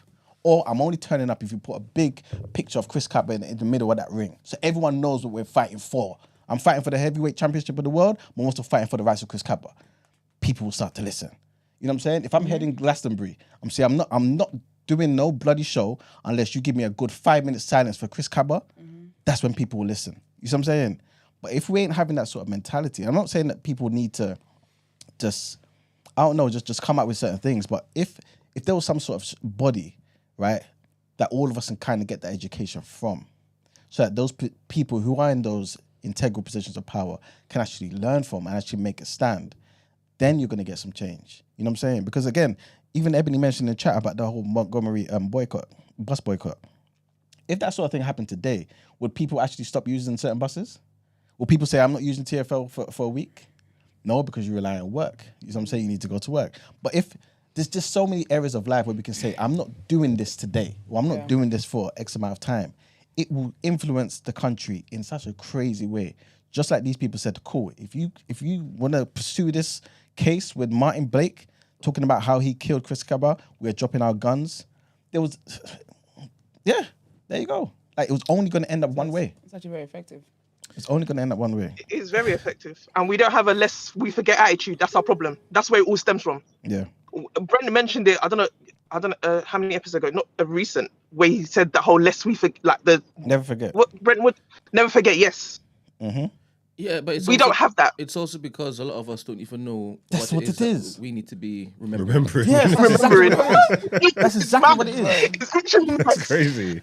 It's actually crazy. That's What was it? and that's why Black History Month will come and go, and that's that. You see, That's also why we get a measly month. the I people. secretly can't stand Black History Month. Secretly. Yeah, It's not for me. I don't mind it. The people who walk Sorry, out on the sorry, ledge. not for me. The people who walk out on the ledge It's annoying. and make that sacrifice and then lose everything. We have to make sure also that we look after them 100%. so that more are encouraged to basically do what they need to do because they don't fear that their welfare, their well-being, their families will be looked after. Yeah. You understand? 100%. Because I could understand people being afraid not. Yeah, not to do anything. because of Precisely, that. I could understand it. I could understand it. It's self-preservation at all costs. Yeah. Because as people keep saying, when we turn them around, all flipping folk and kinfolk. So why am I basically looking to do this particular thing where is that you would turn around and stab me back tomorrow? Yeah. So I understand why people are hesitant, 100%. And those who, like I said, who make that particular decision, who are brave enough to do that, we have to look after them. So we definitely need resources. But you know what it is as well, though? Like, We need the capital. when these moments do happen, like, so I know I keep referring back to it, but that was honestly one of the times that actually blew my mind. So the girls from I Said What I Said, Jola and FK was like really, really involved when it came to the NSARS process and like getting people money. And when they talk about like how people were donating and how much money, like resources people were sharing, where like when people get arrested, they're out. As in people within the community, within the Nigerian community and whatnot, there was doctors. So when people got shot, when people got injured, whatever, there are doctors there already. When people got arrested or whatever, all the lawyers within the community are taking the cases pro bono. There was constantly food. People's rent were being paid. Like, I feel like we can come together. Even when you think about like when something smaller happens, say something happens within the community or whatever, and the way people show up. So the resources are always there. I think it's just about, I don't know what it would take for that first step. I feel like it's just about the first step to be made. And I feel like naturally, human beings like defiance.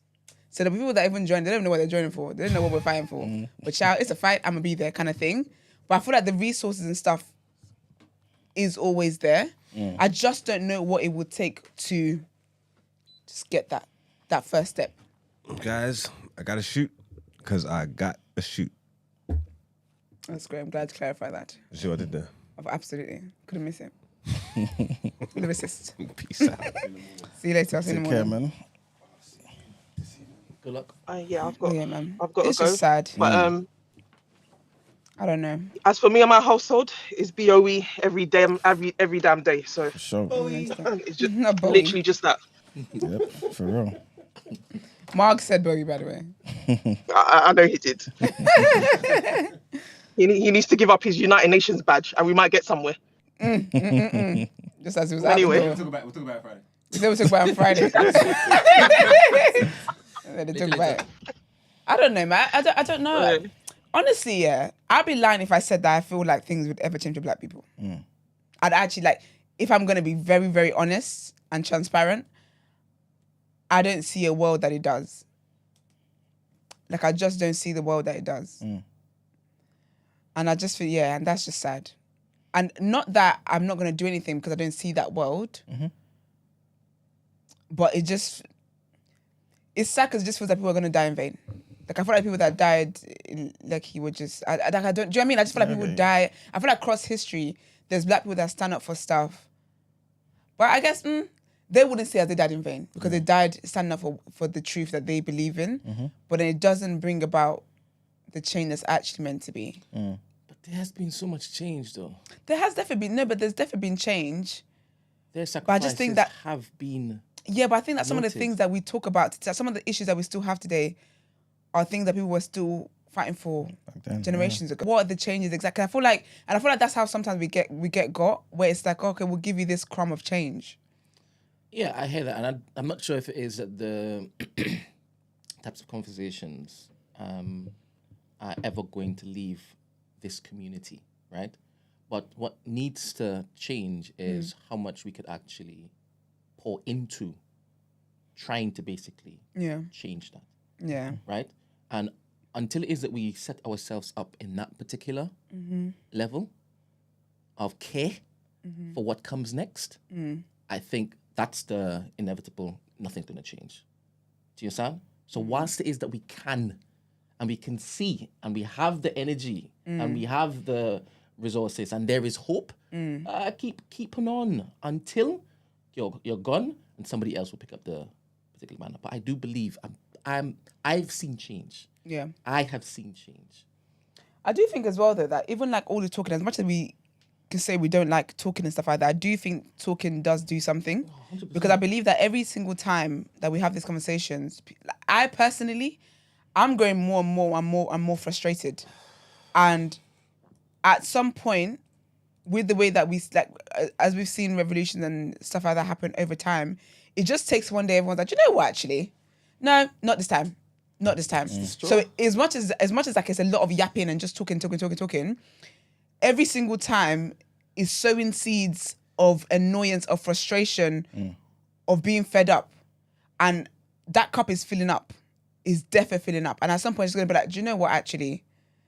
Not this time. Yeah. So, yeah. 100%. It's the straw, and it's not in everybody, by the way. No, it's A definitely not. particular... right. It's in Kevin Badenoch. Of course it's not. It's not in everybody.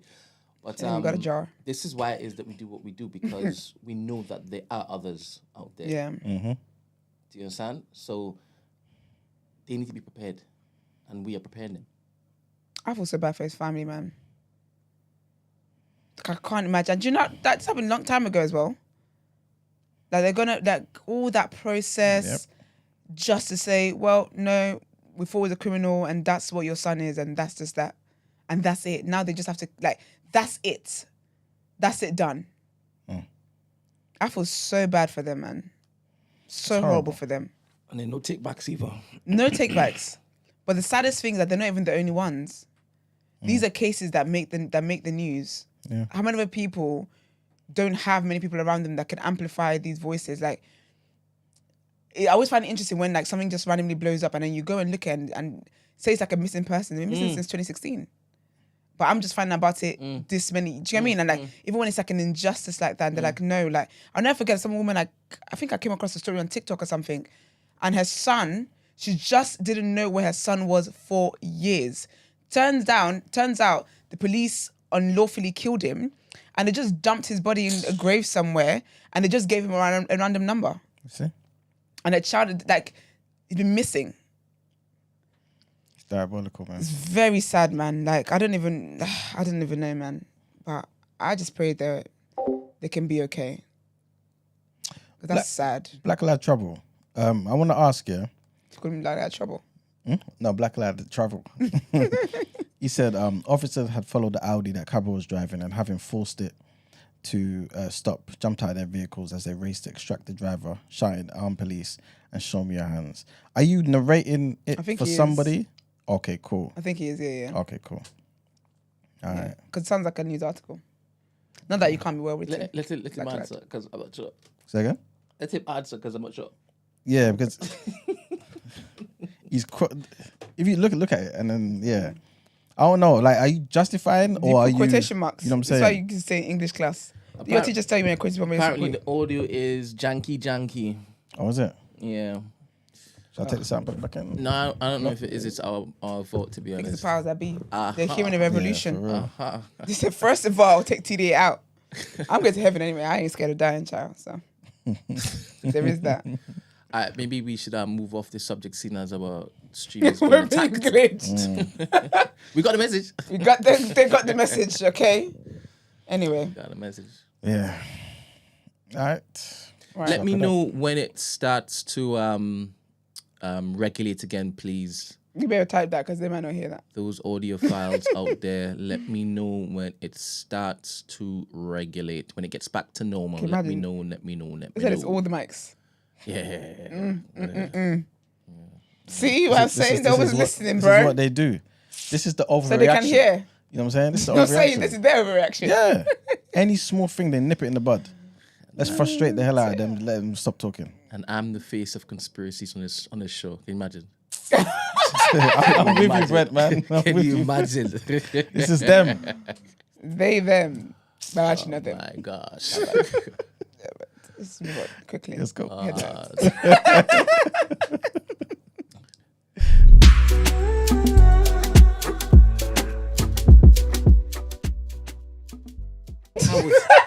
Please. I was being Like, expeditiously. And then delete it twice off your computer. crazy. What? I'll be honest with you. I'm trying to find the error. I don't know. And I'm glad you're not the one who said it because we're live. All right, people. So, our next headline. Elon Musk has promised to give away $1 million a day until the US election to someone who signs his online petition. So the Tesla bosses back in America PAC, which is a political group that he set up to support Donald Trump's bid for the White House. So he posted on X saying, every day from now through November 5th, America PAC will be giving away $1 million to someone in swing states who signed our petition to support free speech and the right to bear arms.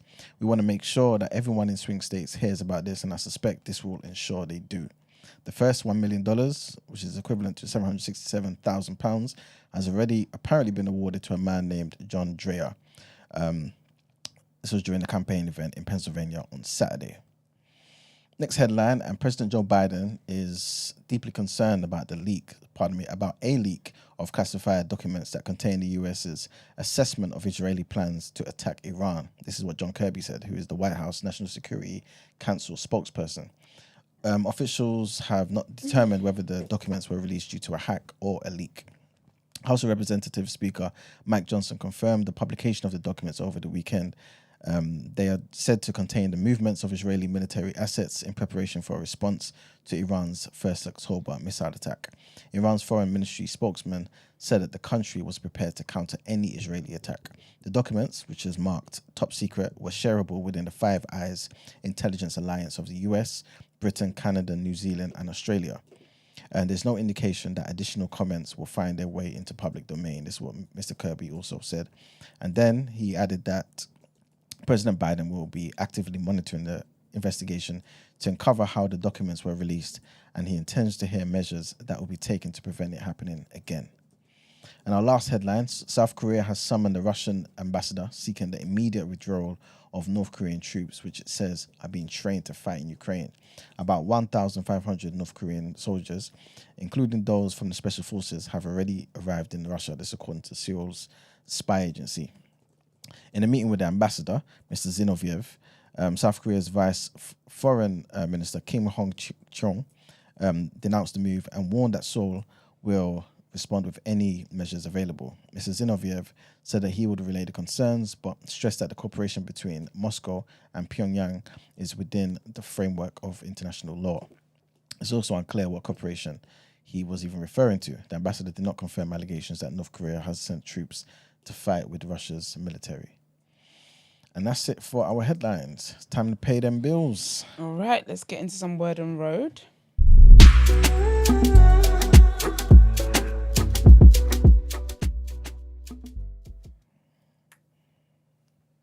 Wonderful. Angela White, who is known also as Black, I don't know why I put FKA, I should have put AKA child because she hasn't denied Black China, but she's basically engaged. I'm really happy for her because she's really just transformed her life and just transformed like who she is. She's a Christian, she got baptized, she's just living this very wholesome and peaceful life, it seems. And I'm just very happy for her. Like I love when a ratchet turns Righteous.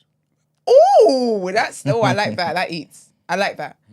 From ratchet to righteous, honey. Wouldn't Jesus do it? So big up Black China, aka Angela White, or Angela White, aka Black China. Aren't they the best?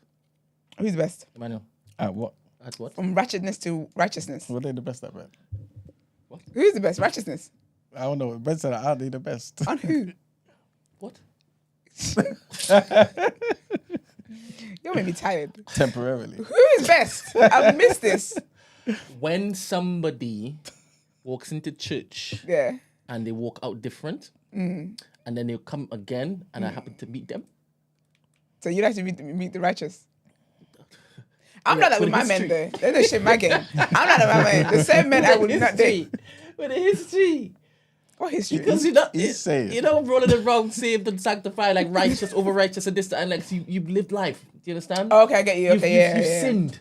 Do you understand? You sinned. Yeah, you don't look to judge because you know what it is that you've been saved from. Okay, Do you understand? fair, yeah. It's But a you're bit more surprised balanced, I'm not a the regulated most- human being. I'm not the most judgmental. And this is all across the board. This is not just women. This is men too. Of course it Do you is. understand?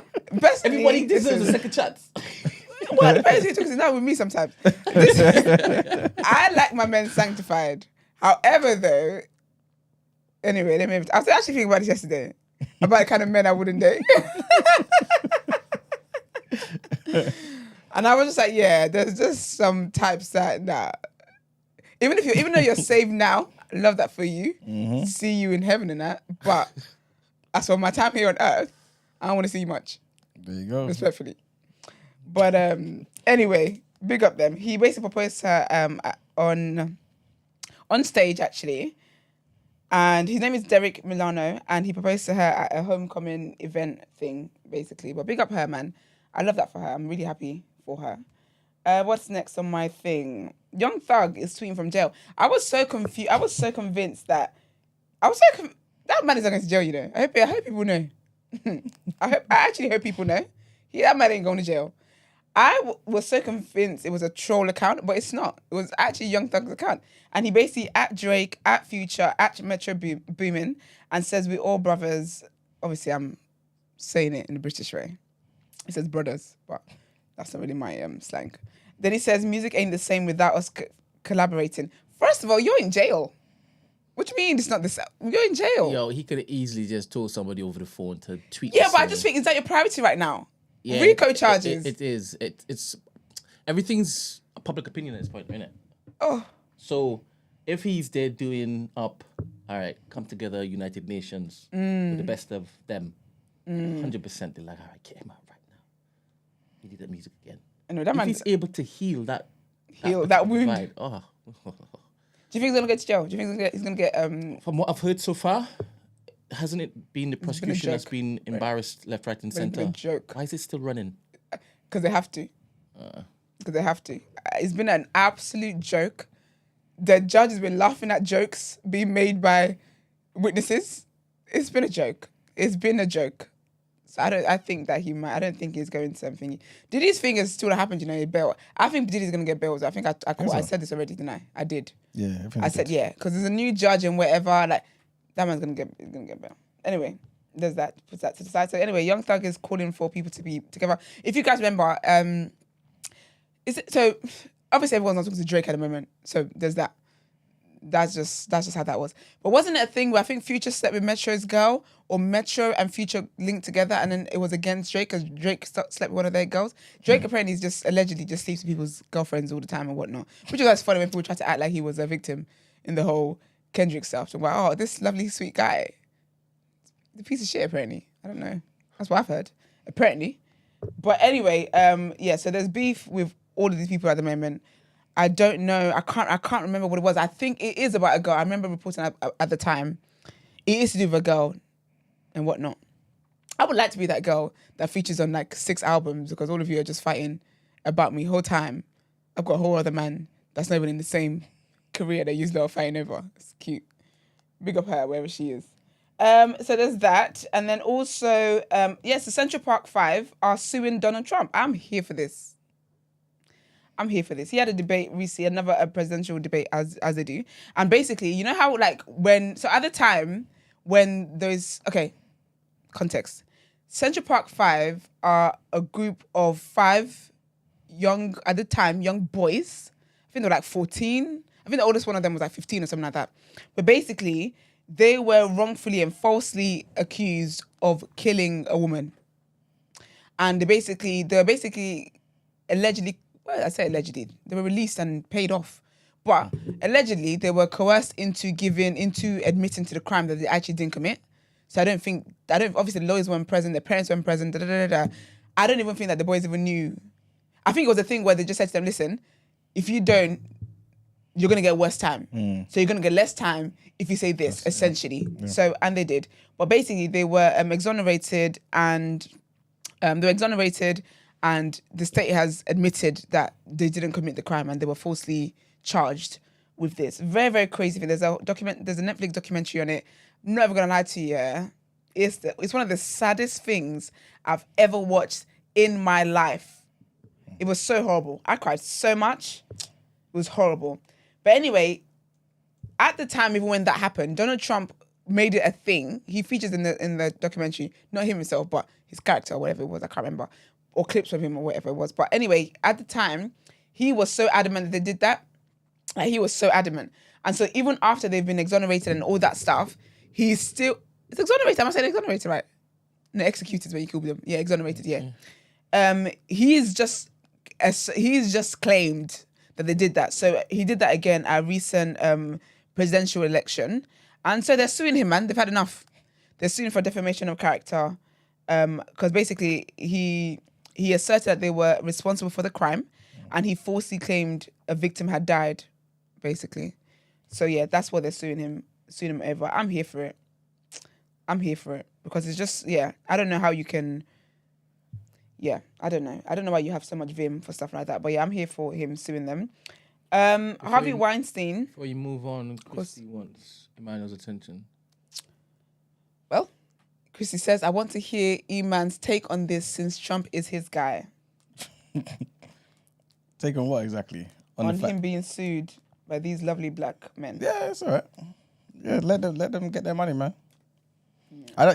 I'm not one of those who says, oh, this white politician's better than this white politician. Yeah. I just think whoever is going to do policies, even if it benefits their own people first, but it benefits black people the most, go with that particular person. Because no side cares about you. That's what I'm trying to say. Even if the person is a black or Asian or other ethnicity that we don't know. You know what I'm saying? They're all the same. Yeah. Chrissy, that's that on that. Harvey Weinstein next. Harvey Weinstein has been diagnosed with cancer. He's been diagnosed with chronic myeloid. No, I'm a doctor, so don't expect much from me. Chronic myeloid. I feel like I'm making it worse every time. Leukemia. It's an uncommon form of cancer of the bone marrow, basically. So he's currently in prison. He basically was a poster boy child for the Me Too movement, trigger warning, which was basically about a lot of women who'd been sexually assaulted. So basically, he is currently serving time in Rikers Island. And yeah, he's got some other health issues and whatnot, but the wicked tend to. But yeah, he has now been diagnosed with cancer. unfortunately. I hope he doesn't die from it though. I don't like people to die quickly. I like people that. I like people that have done crimes to, you know, To live and suffer pay for it. Yeah, you don't get to die. Unfortunately, when your victims unfortunately have to live with what you is that you did to them. No, you will live. But yeah, so basically, his people, because apparently people even in jail have people. They basically put out a statement saying that he's been diagnosed with it and is currently receiving treatment in jail. So, yeah. Apparently, as well, last month he actually went through an emergency heart surgery. His body's really rejecting jail. Went through emergency heart surgery because he had a lot of fluid in his lungs and his heart. That's not a good sign, typically, is it? People tend to die when stuff like that happens, you know? But yeah, well, I'm glad they were able to save him. So now he's currently dealing with cancer. And then lastly, so as we reported, Liam Payne sadly passed away last week. No, it wasn't last week. It's Tuesday today. Yeah, it is last week. Yeah, it was sadly passed away last week in Argentina after an alleged fall. Do you know, I think it's so sad, when people don't mean to die. And I know it sounds silly because like whoever means to die, but it's sad when people die by accident. Do you know what I mean? So basically, before I even say that, so there's been a lot of tributes obviously paid, but he's the woman who has a child with him, Cheryl Tweedy. She also put a statement out over the weekend, and I'll just read it quickly. But she's been getting cooked there. Oh, serious? Why? Because she's like 14 years older than the boy. Yeah, but... Nah, man. It was the same as Phyllis Schofield situation. She met him when he was 14. For real? He's like 15 or something like that. On X Factor. Then they didn't go out until they were older. But you met him when he was underage. But she was with somebody else. So she was living life. It didn't matter. Phyllis Schofield was Then they also... met 20... Philip Schofield had a wife. And kids. What have we got to say to that? I told you that. I'm equal opportunities. Sorry, I think it's sick. When I first found out that they were together, I thought it was absolutely sick. I just thought, look at you, Agbaya. Yeah. It's sickening. So run that by me again. That was dope. What you just did just now, right? Don't do what? It's dope what you did just now. What did I do? He basically said, but she had a partner. Yeah. And you're like, well, so did Schofield. Yeah. and he did. That's so dope. Because it was, right? Because it was. Spider-Man. I didn't say anything. Because that will do it. Yeah, for real. But anyway, she's been getting cooked a lot online. And, you know, obviously it's sad. I wish people cooked her before he died. Because They were, though. They were. Yeah, it wasn't enough. It wasn't enough. I cooked her in my private time. I honestly thought it was absolutely disgusting that she should have been with him. I don't care how famous he is. I think it's disgusting.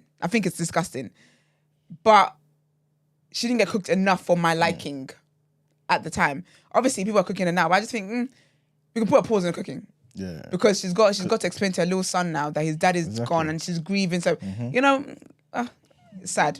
But anyway, and the child is called Bear. And people were like, wait, the child's called Bear Payne. Pain is last 10 minutes. God, blame it. You know, these people don't believe in manifesting your children's names. Anyway, she put a statement out and she says, as I try to navigate this earth-shattering event and work through my own grief at this indescribably painful time, I'd like to kindly remind everyone that we have lost a human being. Liam was not only a pop star and a celebrity, he was a son, a brother, an uncle, a dear friend, and a father to our 7-year-old son. A son that now has to face the reality of never seeing his father again. What is troubling my spirit the most is that one day, Bear, that's his son's name, will have access to the reports and media exploitation we have seen in the past 2 days. It is breaking my heart further that I cannot protect him from that in the future. That's actually a sad thing, you know. I'm begging you to consider what use of some of these reports are serving other than to cause further harm to everyone left behind, picking up the pieces. Before you leave comments or make videos, ask yourself if you would like your own child or family to read them. And it says, please give Liam the little dignity he has left in the wake of his death to rest in some peace at last. It's sad though, because even like his girlfriend, people have been in her comments talking about, why haven't you put a statement out? How do you feel? Like, people are crazy, you know? Crazy. Like, she's lost her boyfriend that she was with the day before, with however she was. They've been together for years as well. And then here you are in her comments asking her for how she feels about his death. That is stupid. But No, people are stupid anyway. So anyway, there's that. So basically, the Argentinian authorities. So he passed away. He died in Argentina, and what it was that he basically fell off the 3rd floor balcony. Some people start to say that he was trying to go into the pool, but obviously didn't work out from the 3rd floor, whatever it was. But what's been consistent is the reports that he was acting very erratic and just very aggressive and just very, very crazy before that tragedy happened. But basically, an autopsy now shows, an autopsy of sorts shows that basically there was a lot of drugs in his system. Let me get exactly what it was in there. It's called pink cocaine, but pink cocaine is basically a cocktail of drugs, and it basically has cocaine in it. It has meth, ketamine, MDMA, benzodiazepine. People that do drugs are chemists, It's crazy. And then crack. They said, I want that one. Huh? I want that one. With the pink one. And it had all of it in it. Because why take one? Why take each when you can just... Do you know what I mean? Did I miss it? Don't worry. I'm good. I don't want to be involved in whatever shenanigans you're doing. This is a very serious topic here. Anyways, so basically there's all those drugs found in this thing. And also as well, so basically, it's actually interesting. I don't know if you guys have seen a picture of what his room looked like.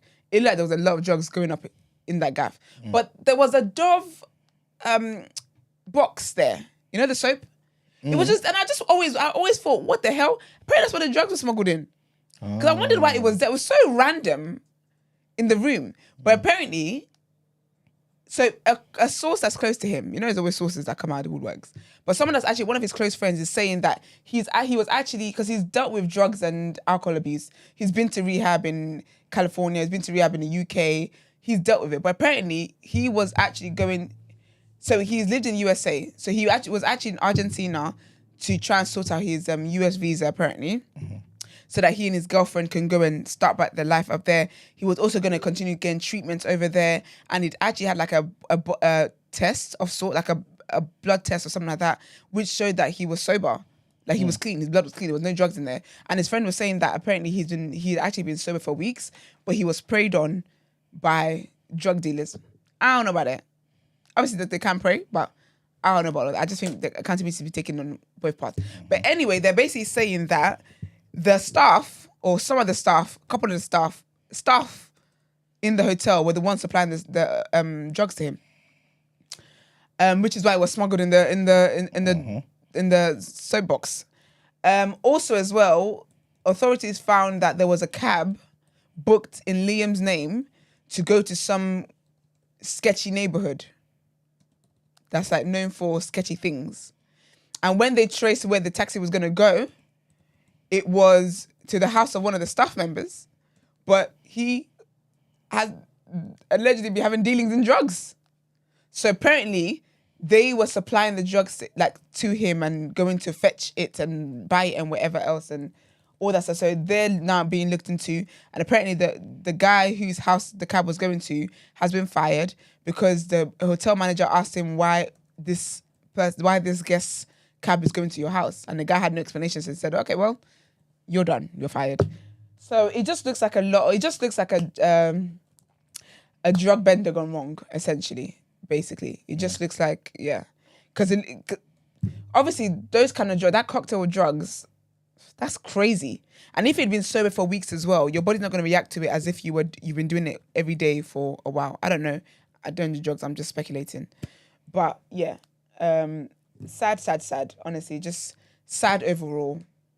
Just young and unfortunate. But I find it very sad when people don't mean to die and they die. Like, I just think what a shocker. But yeah, but that's what's happening on that anyway. When the official autopsy, these are obviously just reports that's being reported. But when it's all official, if it's something to report, I absolutely will do that. They're looking at his dad went to Argentina to identify his body, obviously, and then look at bring the body back here, and they're looking at doing his funeral in November. There's been a lot of I don't know if it's insensitive to say at this time. No, I go for it. People stands are weird. There's been a lot of vigil. Like, obviously, I know that it's sad that somebody's died here, but Brent, these kids are crying. Like, not like little tears. I mean, like, they're talking to the press and they're like, I haven't been able to eat and sleep for days. And good old Emily here, who's also a One Directioner, is the one that's like consoling me. And I can't even speak right now. So Emily's going to speak for me because... Question, because it's funny coming from you. It's not funny. Nothing's funny. Because this Who do you think is dying you that said you were I'm watching doing this? Netflix and you were balling. Yeah, that was about Central Park 5. know. That was- First of all, weren't you the one talking about false equivalencies earlier? You egg. I could do that. I do that. You all the did. time. This I is do it all very. This the is the time. wildest thing you could have ever said. You're talking about 5 young black boys convicted of a crime they didn't do, compared to somebody that took drugs and died. Yeah. But we are black, so I understand that. They're white. Yeah, but no, they're white. There's no celebrity. understand To be honest, this. I saw a black girl in one of the photo ops. I said, I understand this. no, but there's no celebrity that's died that I'm doing this for. Because these celebrities connect to these people differently. And I think it's weird. I think it's idolatry. There's no celebrity that's dying because I think it has to be because real life scenarios are sad, and I do think it's sad that he died. But there's no celebrity that's dying that I'm not eating for days. The first time I saw Emmanuel cry was when Michael Jackson died. Ben, why are you mentioning this? I don't You know that know. was Did you very actually die? Did you sensitive- actually cry? sensitive time for me. Sorry. Oh, you I apologize, cried. man. Michael Jackson. He said if it was anybody else, never. No, because that's what I'm stuck on. Because I've heard him say that. I've heard him say there's nothing he's crying about. So I can't believe you were crying over Michael Jackson. Sad. He That's just looked at crazy. me and said, but it's Michael. It made me sick. And It, wa- it, Not wasn't, Michael. it wasn't snotty nose, by the way. It wasn't. It Yeah, was I just a. I couldn't "Man, see wait that. a minute, what's in your eye? And he's like, Nothing. yeah. Thug cheese. I was like, I said Thug MJ, cheese. MJ, and he's like, yeah, don't even say MJ, say it properly. Michael Jackson. He said, say Michael. And he said, Rest in peace, man. Rest in peace, man. MJ. Do you need a tissue? you need a moment? But no, man, I mean, it is sad. I don't know, man. I don't know. Honestly, the stand thing to this extent, I'm sorry. I just, like, again, it's sad circumstances, sad situations, but just the videos I'm seeing online and the gatherings I'm seeing, there's nothing wrong with that, lighting a candle for somebody. There's nothing wrong with that. But just the way that it's like, it's rocking their life. Oh, you have to do deliverance. You have to do deliverance. Almost too much. Anyway, love and light to all parties involved. It is sad that, he died in the way that he did. People keep saying as well that they wanted a One Direction, what's it called? Reunion. And they can't believe the reunion's going to happen at a funeral. And I just think that's one of the most insensitive things to say.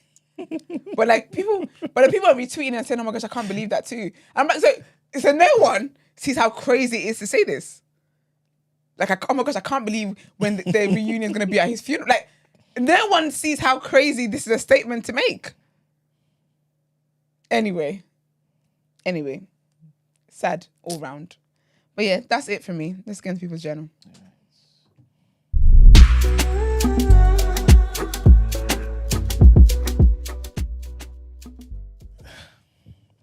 All right, people. Welcome to the People's Journal, where I give you the news from an economics point of view. There's quite a bit to talk about, but I'll try and keep it brief. First thing I wanted to mention, more complicated stuff. Government borrowing apparently rose last month. This is the third highest September since records began back in January of 1993. So official figures show that borrowing reached £16.6 billion last month. Borrowing basically is the difference between the spending and also the tax revenue, right? So it's not necessarily like they're going to, I don't want to sound, condescending, but just for those who don't know.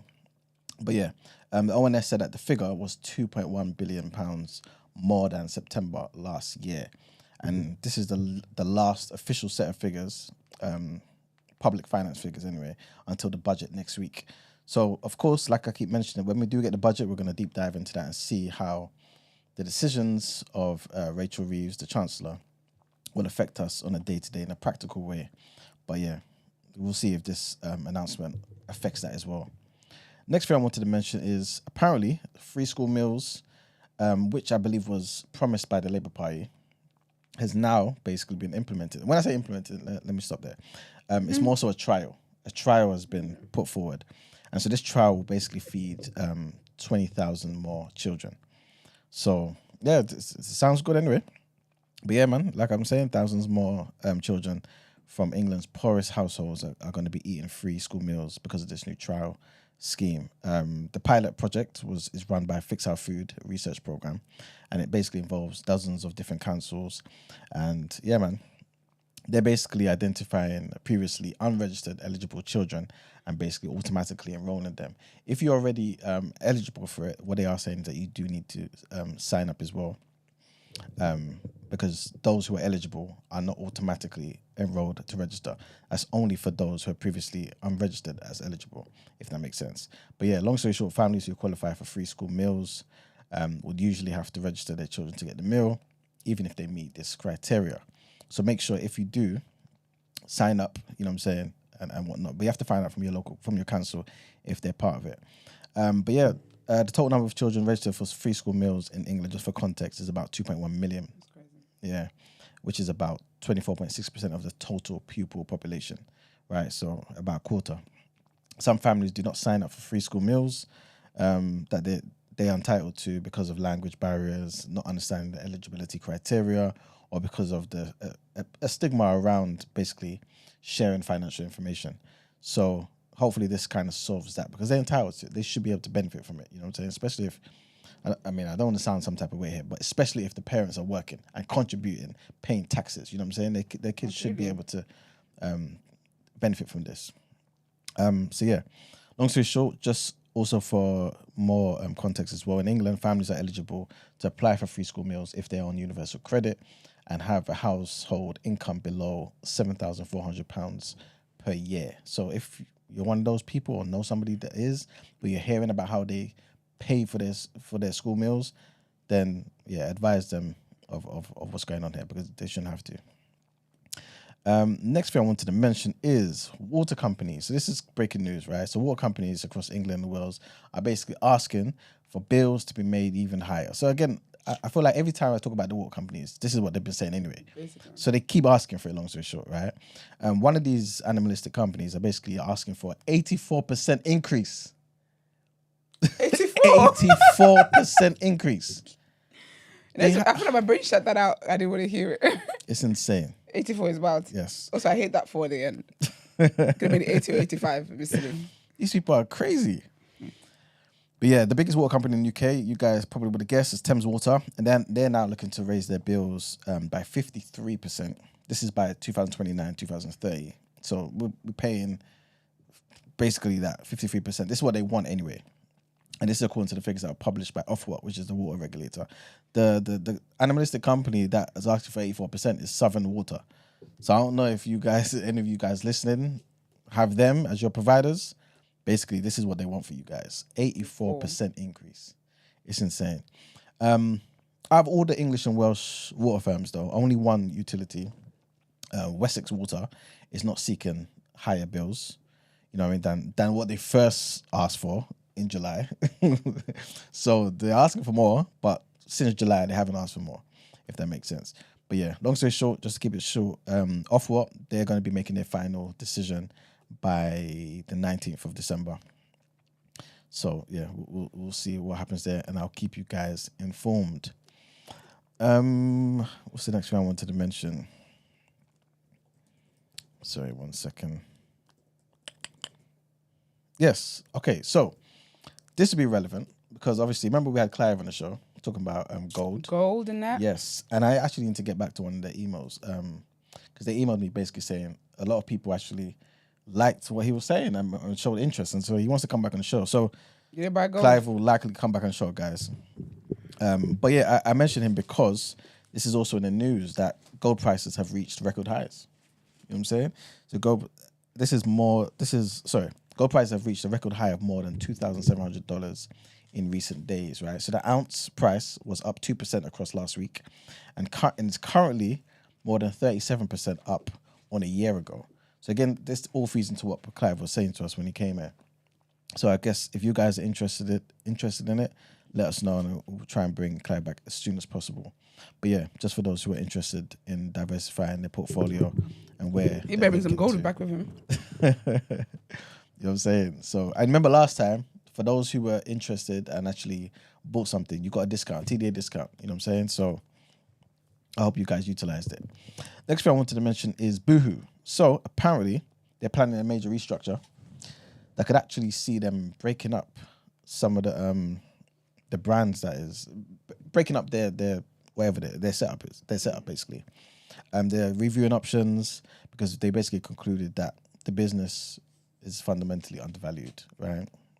They're basically saying that they're struggling to kind of benefit from the online shopping area and all that sort of stuff, and they've kind of struggled when compared to like Temu and Shein, pardon me. So they're looking to maybe break it up and see if they can maybe focus on certain companies that's within them, and see what to do there. Basically, I believe they own, or at least part of their circle was Debenhams, Karen Millen, Pretty Little Thing. That's all part of Boohoo. So yeah, I think that what they're trying to do is potentially offload Debenhams and Karen Millen to allow it to concentrate on a younger target market. That's basically what they're saying, because I think taking on them, it's kind of maybe giving mixed messages, or maybe they haven't been able to put in the resources to make it Boohoo actually thrive and compete with Shein and Temu like they want to. So if that does happen, I'll let you guys know. Next thing is, and this isn't the greatest thing, but Netflix is starting to raise prices in certain countries. Mm-hmm. So yeah, growth has spurred because of the crackdown password sharing. And remember we spoke about that, basically how they put certain things in place to prevent that from happening, to make sure, obviously, people can't continue to do that. Brent, is things still rolling? Sorry? Live is gone. Wait, I thought you were focusing on that. Oh. All right, so... What the display? Is I it? thought we listened to what you was saying, didn't it?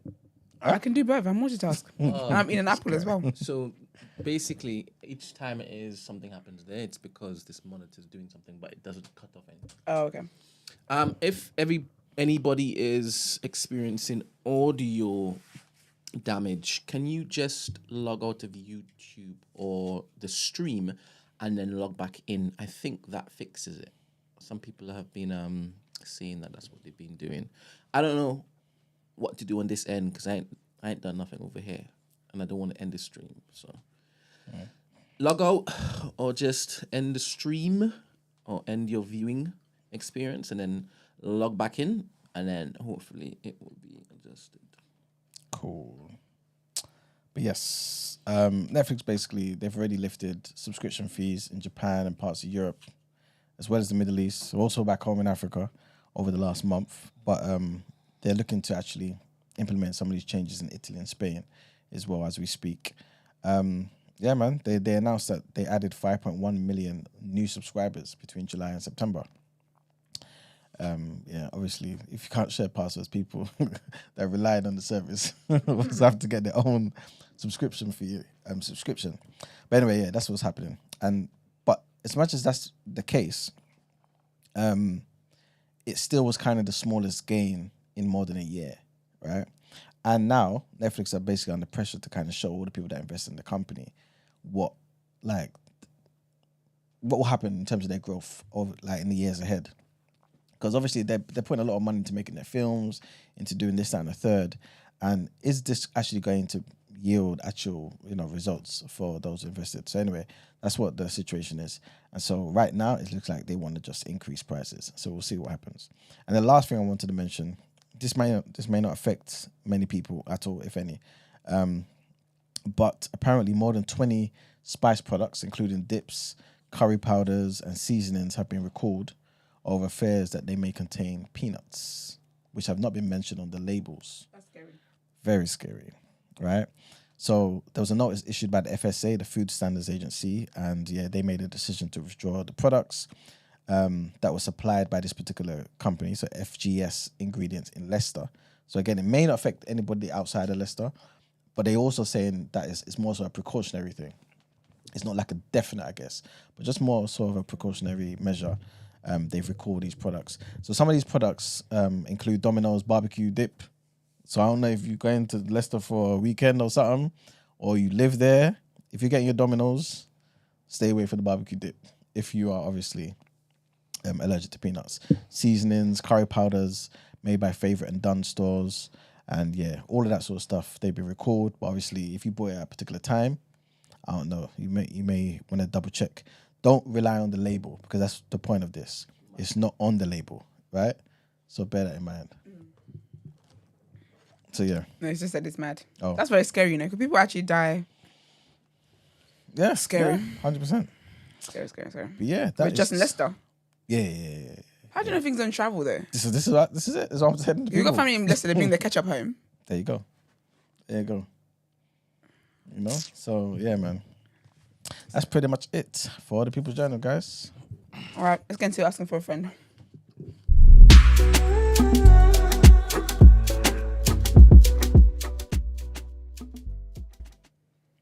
All right, so this is quite long, so follow me. Our lovely person is age 29. Did you change the name? No, you didn't. No. Age 29. So just listened in my lunch break. I knew you lot would find it hard to believe. Let me give you lots of more context. I need context. What is this about? It's a follow-up. I don't even know what this is. I think it is the 50K. Oh, the ring. Ring, yeah. Oh, some of us, what's going on? Give Rings? You know I a love little rings. context, please. I don't want to be biased. You know I love a ring. Okay, don't give me context. Brent. No, I won't be biased. Okay, I'll tell you. Basically, the man loved this woman. Yeah. Right? There you get bias all over. Great way to Bias start. all over.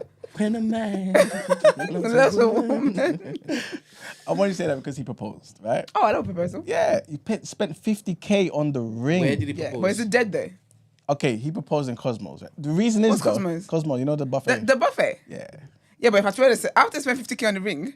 doesn't Sister, matter. Nando's you take. You see? You don't spend all the money on the ring. Thank you very much. And it's because it's where they first had their date. Exactly. So it's romantic. 5 years That's ago. really sweet. Yeah. Oh, she's upset. She said it was a diabolical place to propose to me.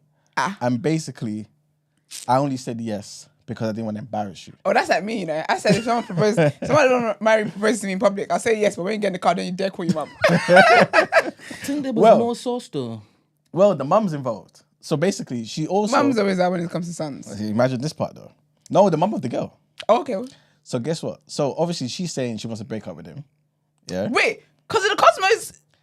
But also the second reason. Second reason is the mum said that he slept with her.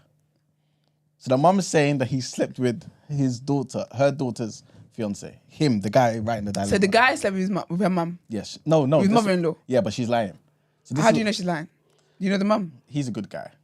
50K on the ring. Yeah, but He's a lover boy. 50K probably, I don't know. Nah, I don't think so. There was something else. Let me go back And why to did it. mum wait till mum is jealous? I think he did sleep with her mum. No, she's jealous, but I don't think... No, I think mum's annoyed she didn't get the 50K ring. But she had her she's like, time I'm 20 years throwing ago. She had her time 20, 30 years ago. How old is the guy? How old is he? She's 29. Yeah. So how old is the guy? No, he's 29. He's 29. So the girl. Oh, the guy wrote in? Yeah, the guys wrote in. And then the mum. And the mum obviously- slept with him how long ago? I don't know. Within that time. Because when you so said it's 20 just- years ago, he would have 9, child. That's a difference. All right, I've got it. Please. So, People are going through things, you know. this is less of a dilemma, just more of a question. Do you think I'm in the wrong? And what should I do? I proposed to my long-term girlfriend of 5 years at Cosmos last month in Romford. Unfortunately, she said yes. Sad news, though. Last week, she broke off our engagement for 3 reasons. 1, she thinks I cheated on her with her mum when I never. Her mum just made that up because she doesn't like me. 2, apparently, she's just fallen out of love with me, regardless of cheating allegations, and she doesn't want to be with me. And 3, the proposal, in her words, was so and embarrassing, and because it was public, she didn't want to embarrass me and say no, even though she wanted to. I thought it was romantic because it was where we had our first date. Anyway, she decided to keep the ring even though I want it back. It cost a lot, 50K, and she's been stingy about me wanting it back. Crazy. So what was Calling me sassy and all sorts. Am I sassy for wanting the ring No, back? you're not. And what do you think is the best way of getting it back? Is that the end of it? That's the end of it. First of all, you're not sassy for wanting your ring back, and everyone knows me. I ain't giving no ring back. Secondly, what was the first question he asked us? Is he what? Is he sassy? Is he wrong? No, you're not wrong. And furthermore, you're writing to TDA when you should be speaking to the bailiff. And he wants to know how to get his ring back. Take her to court. I read the other day, I don't know if it's true or not, but apparently legally, when a man gives a woman a ring and she breaks it off, she legally has to give it back. No. Apparently, this is what we're talking No, about I at think I 9. read yesterday that once you give it to them, So it's a gift. Well, look how things turn I out. think that's what I read. Let me just double Well, when I said it, you started cooking me on the Instagram comments. Well. Can you remember what I read yesterday about if you give the ring, is it whose possession is it? Who's legal? Legally, it's seen as a gift. So, yeah. You know what I'm saying? This is matriarchy at I'm West. justified 2.5 years later. Sometimes you just have to wait. You just have to wait. Where's Marks when I need him? Was he here when you read that? Yeah. Did he have anything to say? He said, But he didn't. God, you know what do you want me to say? Wouldn't God do it? Something like that. Won't Jesus do it? Won't God do it? I'm glad. Because I feel just when Mark's going back and forth and telling me it's not a gift, I was getting cooked in Instagram comments. But anyway, though, take this girl, no. Intrusive thoughts. But Intrusive. Obviously now he's got given an update. Yeah, let's read so the now update. you're up to speed. Now that I'm up to speed, Yeah. I think she's a crazy girl. And her mum is silly too. All right, so just listening in my lunch break, I knew you lot would find it hard to believe. Let me give you lot some more context. I didn't want to bother you with so much detail, but here I go just to make things more understandable for you. Surprisingly, Iman is quite accurate. Her mum is a single mum and they are very close. Her dad abandoned... Put your hand down. What I can see is just... Her dad abandoned them and left to go to Nigeria years ago and left them. And the younger sister back in the UK. Her mum has never liked me. It's mainly because I'm Jamaican. Her mum has said loads of rude things over the years. We met in college in 2011 before we got in a relationship 5 years ago. She said a lot of stereotypes like saying all Jamaicans do is smoke weed. Has her mum been to Nigeria recently? The country stinks like weed. She said a lot of stereotypes like saying all Jamaicans do is smoke weed. Jamaicans glorify criminal activity. And when it comes to black people in the UK, Jamaicans are the most degenerate. Oh. Wow. It's mad because I'm only half. No, it's mad in general.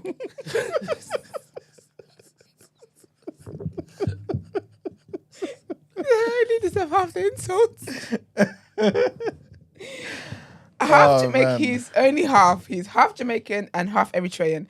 She's told loads of lies over the years to break us up and was livid when she found out we were engaged. The mum, my ex, and the younger sister all still live together in the same yard. I've got on and have a good relationship with the younger sister, but never the mum.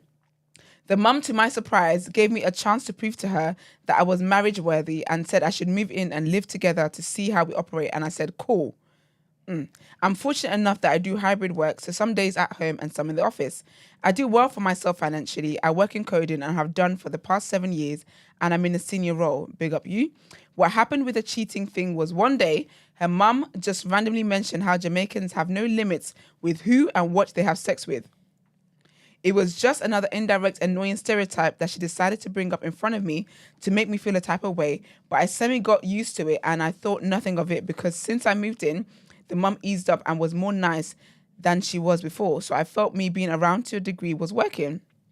One day, when I was working from home and my fiance went into the office, her mum took my belongings from the room I was staying in and put it in her room and said she needs to do something in the guest room. So I said, cool.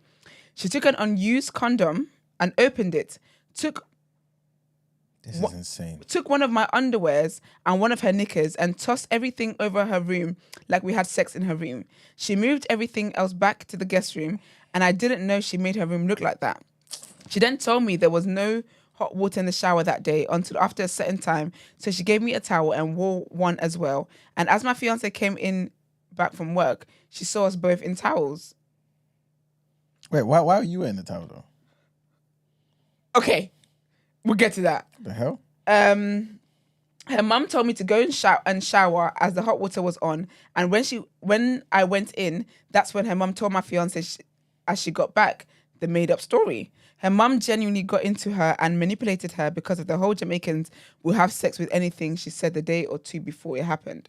I'm just thankful that the mum didn't go on and say I did anything forceful or without consent, word. But she said I came on to her and she was drunk and all types of nonsense. That was a whole ordeal. I've overlooked the mum so much over the years because of how much I love my fiance. Once she called the police on me for helping a 6-year-old cross the road and said there was funny business going on with me and the 6-year-old, referring to kiddie fiddling and all sorts. The mum was a genuine witch. So yeah, that's the context. I wanted to know if another day Brent and Esther, when she's in, can give their opinion on my original dilemma about the ring. Plus, it's not the 50 bags I care about regarding the ring, even though it's a lot of money. It's the principle. Even if it costs £50, I'd want it back. Yeah. I think you can actually say, no, there's no way that legally you can't do anything to get the ring back. Threaten her and say, do you know what? I don't think she knows about the law. She and her parent, her mum and her whole household sound like idiots. Yeah. I think say to her, I'm going to go to the police to give my ring back. Yeah. And see what that does. Or get the ring back. Get the ring back. I don't even care if you have to spend more money getting the ring back. Then get the ring back, because it's very cheeky. And I'll be honest with you. Do you know what it is? I find it interesting when people would, and this is not me. This is no judgment, of course, it's none. But as a lover girl that I am, and I love, I cannot be with somebody who has family members that are witches and go out of their way to make my life miserable. I don't love you enough. I couldn't love you because you know what? I think it's one thing to know that your family are making my life hell, and you stand with me and you basically say to your family, do you know what? I'm done talking to you. I'm done speaking to you guys until you can fix your attitude. But it's another thing, your partner enabling that. Yeah. It's in the enabled scenario that I can't be there. She's trying to set you up for pedophilia and possible rape. That's too much, man. Nah. You can't love your fiance more than you love your freedom. Yeah, for real. That's scary. I can't believe this is additional context. This is what you should have put in the first dilemma. I'm really sorry that you've had to deal with such a witch. Not all Nigerians are like that, okay? Not all Nigerians are like that. She's just a crazy person. Her mum is very, very... Anyway, her mum has no reason to be saying the stereotypes she's saying about Jamaicans when Nigerians are living stereotypes. But that's a conversation for another day. Look how she's even behaving. Insane. Cheek of it. But no, you're definitely not crazy. You're not mad for wanting your ring back. And I think that you need to get that ring back by any means necessary. Let her know that you're going to take it up legally if you don't get the ring back. They are a bunch of weirdos and stupid people. And let her know that you want the ring back in the condition that you gave it to her before she tries to break it or do whatever. And I think just let her know that. Just let her know that you're going to start looking at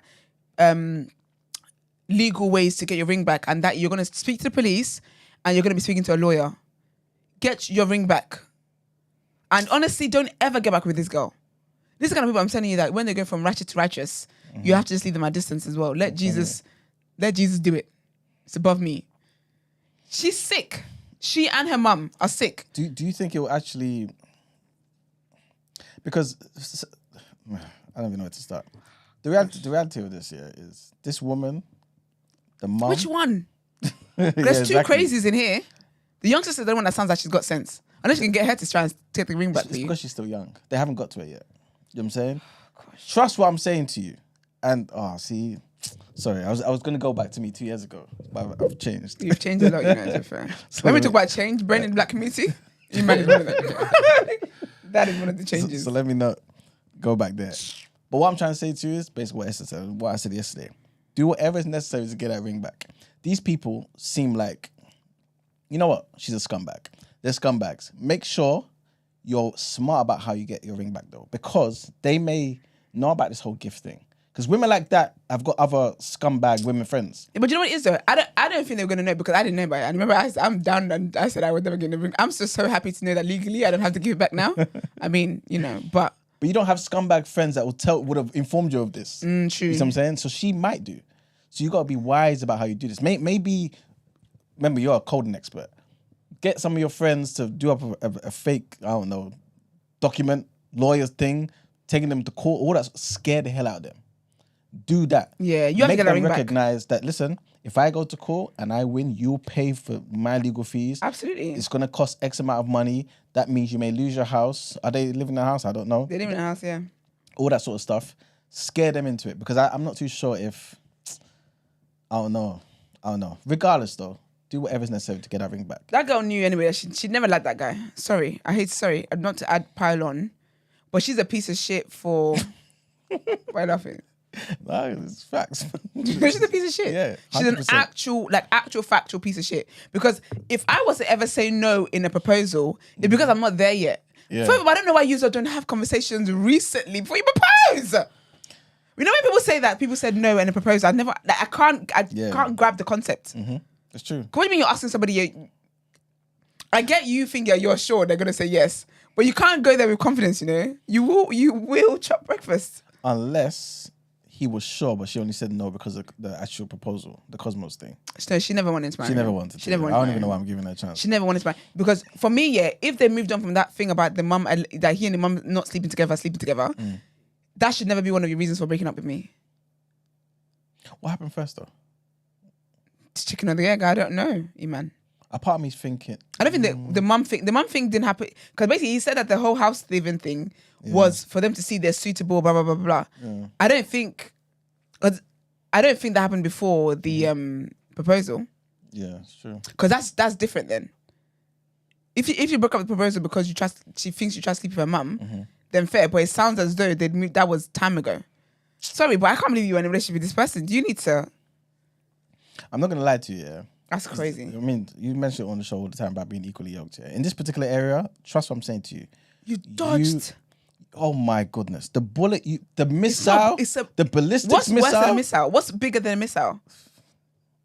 Grenade? I don't know. The IDF that you've dodged here. Word. Listen, oh my goodness. Your life would have been. You see, planning that wedding. Oh, even planning after that wedding. After that, do you know what would have happened? I'll tell you what would happen. Let me point this out to you. Take us there. What would happen is you would have had stress during the marriage. Word. They would have had you compromising. When I say they, the mum would have had you compromising in so many areas you didn't want to. Word. Because you're a good man, you would have loved the woman and said, cool, I'm going to do it. What's going to happen after that is you're going to get married. You're going to move into your own house. Word. And guess what's going to happen there? The mum's moving in. The mum will move in. She has the but key. She'll visit all the time. She had the key. And when you have your first kid, Oh, say goodbye to your life. Oh my, that's the worst time. That's the worst time. That's the worst time. On top of that, right? It may take. She may do it at the second child just to secure it. What will happen is she will leave you, and when she leaves you, she'll take everything, and you got money. And because you're a nice guy, you will let her have the house Because you got kids. You'll move into you're thinking about your kids. because you're thinking about the kids. The mum will moved in. They'll sell the mum's place. Yep. Invest and buy property in Nigeria. Yep. Stay there and trust what I'm saying to you. You only see your kids on weekends, or when she's dating another guy. Not and she even that, needs no. a babysitter. Turn the kids against him. Oh, 100%. The kids are gonna be hearing all the time the dad is a piece of shit. 100%. You dodge, like, I can't even explain to you what it is that you dodged. I can't. If you want to know, I might have to find you a Nollywood film and get you to watch that. Now you know what you dodged. Go and find the film with Patience Ozoko in there. I'm telling and you. that's what you dodged. Yep. I'm really sorry, but honestly, this is such a blessing. And do whatever you can to get the ring back. But if you don't, do you know what? Just see it as you don't even want that bad energy. Yeah. You don't even want that bad energy. Like just like you said, it's not the money for you. It's about the principle. But they don't even like people that even know how to spell principle. They don't look like people that you can. Yeah. You know something you just can't get through. So I don't think that any kind of principle will be able to ever get through to them for it to have any impact. Yeah. So you might just have to see that as, do you know what? Like 50K on the ring is the least you would have lost in the long run. Like, it's the least. Yeah, like, I'm telling you. if you went ahead and married that girl, you would have looked back years later and been like, do you know what? I wish I went to TD and I wish they told me to just forget that 50K, because that would have been the absolute, you would have done anything to go back in time and just said, you know what, keep the ring. I'm the one walking away. She did you a blessing and a favor. But you sound like a lovely guy. You sound like a very, very wholesome, lovely guy. You deserve to be with a woman that literally matches your vibe in terms of loving you correctly. But this one, I'm thanking God on your behalf. Rebranded says, and you lot don't think Iman wrote this dilemma. He just gave you the sequel. Listen. Spoiler alert. I don't even know what to say. To next week's dilemma. But honestly, man, you've really dodged a huge bullet, man. Get your ring back, but please don't make this mistake again. But you know, You're a decent guy. I don't want to sound bad here. I don't want to sound judgmental, but for your own peace of mind and heart, please date somebody that is on a similar level to you. do you know what I was about to say the next thing? I was about to say I recommend therapy because we need to. We need no, like not even me being cheeky or anything like that. But we need to get into. We need to understand why you make the decision. I don't know what your other exes are like, but why you made the decision to be with this woman for 5 years. You stayed with somebody whose mum tried to set you up, who you could have been on a sex offenders list for the rest of your life. No, man. No. On account of you love the girl? Don't do that to yourself, man. And they call to you people who love help. You need to, I'm sorry, but you really need to, this ain't it. On so many accounts, on so many like levels. But get that ring wherever. I honestly feel like she's gonna give it back to you. I think you just have to say that, you know, I'm looking at taking this up legally. I'm speaking to the police at the moment, and I'm looking at legally obtaining my ring back. Yeah. Especially because how did she break up with him again? Did you say she sent? I hope she sent you like written, because if she knew that she didn't want to be with him no more, do you mean there's proof there? She didn't take my ring. She stole it. Thief. I know, mum. Unless you got a really, really good relationship with the younger sister. Actually, no, don't do that. I was going to tell the younger sister to give it to you. And you give her 2K. Yeah, for real, though. Yeah. If she's really like, if I'm really, really cool, I will just ask, I'll see if she can get it for me. And but you know, I'm trying to surprise your sister. You have to lie. I'm trying to surprise your sister, and I want to make it bigger. And I want to engrave it, and I want to make it a bit more special. And try and heal this situation that's going on. And try and heal it and see if she give me another chance. Because they sound like greedy people. Yes. So play on that greed. So if you want to say that I'm trying to basically, I want to upgrade the ring and try and make it a bit more sentimental and engrave it and see whether she'll give me another chance. From a Nigerian woman to another Nigerian woman's head. See if it works. If not, just say to her that you're looking at sorting this out legally now. I'm so sorry, you know. I'm actually sorry. Bele dear. Our next dilemma. Brent, do you have anything to add to it? No. Well, that's great. Oh, yes. Okay. Make sure you attend the live show because it looks like you got money to burn. To use wisely, you mean? That's what I mean. Yes. You know, someone's got to stay on job. Especially if you get that ring back. I say you get the ring back. Let me know. Say, what's sassy? I will get it back for you. I Do you will know what, take actually? a commission. Well, find this for your 100%. retrieval fee. 100%. I say you get the ring back, actually. And then to get rid of all the bad energy, pawn the ring and get you some shares in TDA. For At real. TMB, sorry. Because Get they you were some only TMB shares. grown. We don't care about energies here. We're praying and sanctified. I personally pray against, pray about every single investment that's made for this true, company. man. So no weapons formed. It's true. None of it is making it through. You know what I mean? And we got all the gods on deck. So. I'm not involved with that.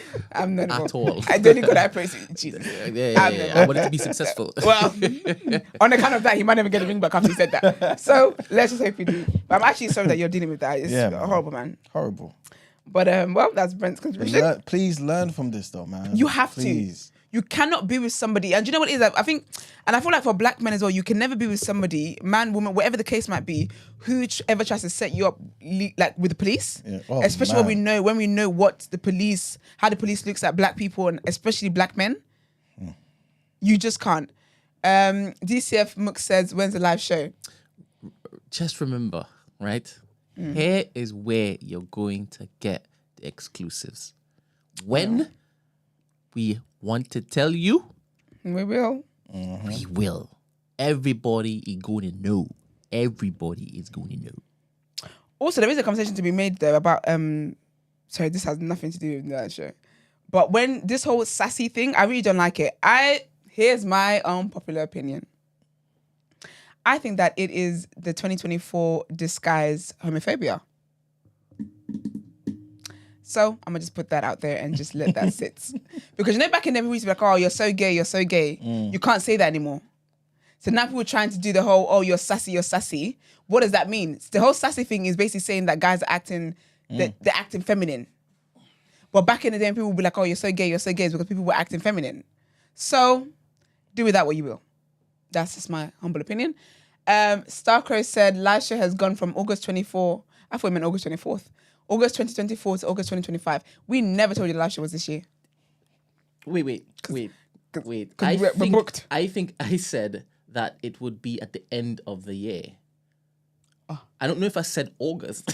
Yeah, no one said August. Because I didn't know it was August. So I don't know why I would tell people that. I did say end of the year. Oh, yeah. But y'all need to understand that there's so many moving pieces and we cannot legislate or account for what these particular venues... All right, Prime Minister. No, it's because there's a lot of work being done. Yeah, I know. Like a lot. Yeah. It's all good in the end, obviously, because... Of course. Yeah. Whenever it is the date is, that's when it was supposed to be, right? Yeah. So as I move. But like I said, we are going to let you guys know everything, and it will be the best thing you guys waited for. Yeah. And you know first. Best thing y'all have waited for, Yeah. I'm telling you. But we are diligently, I can't stress it enough, diligently working behind the scenes. Read my lips. Diligently. There's so many moving pieces, Esther. So many. But it's all good. It's all Amen. Good. It's all Hallelujah. Good. Yeah. Hallelujah. But I don't think I ever said August 24th. No one said August. I don't know where August, there's other months I could have gone with. August was never the one. It was never August. And I don't even know if I spoke to this person. Well, I said August. I don't think I did. I don't know. I don't think I've ever... Through the grapevine. I don't know if I've ever spoken to Star Crow until last time he came to the show. And I never talked to him about the live show. Anyway, I say things sometimes, innit? But I don't think I said that. Okay. Next one. This lovely lady is 33 and she says, please can this be read when Esther's in? Appreciate. Oh, what, babe? I'm here. I hope it's not. Anyway, let's find out. She says, hey, y'all. Sending love from San Diego. Oh, hey, girl. Me and my man listen to y'all every day. I got introduced to the show because I used to listen to No Shade and he brought me over here. Oh, hey, babes. That's so sweet. Right then. Love what you're doing for the Black community and I can't wait to see how the show and the network will grow over time. I constantly like and share as much as I can with my friends here in America and they love listening too. This is a real one, Thank you know. you, Even though Appreciate the it. time zones are a bit, wish nothing but success for y'all. Now for the tea. God will bless you. God bless you, babe. Bit of a backstory. My mum and dad broke up when I was 11 because my dad cheated and she broke up with him and left. It was quite tough to understand at the time, but eventually I understood and got over it.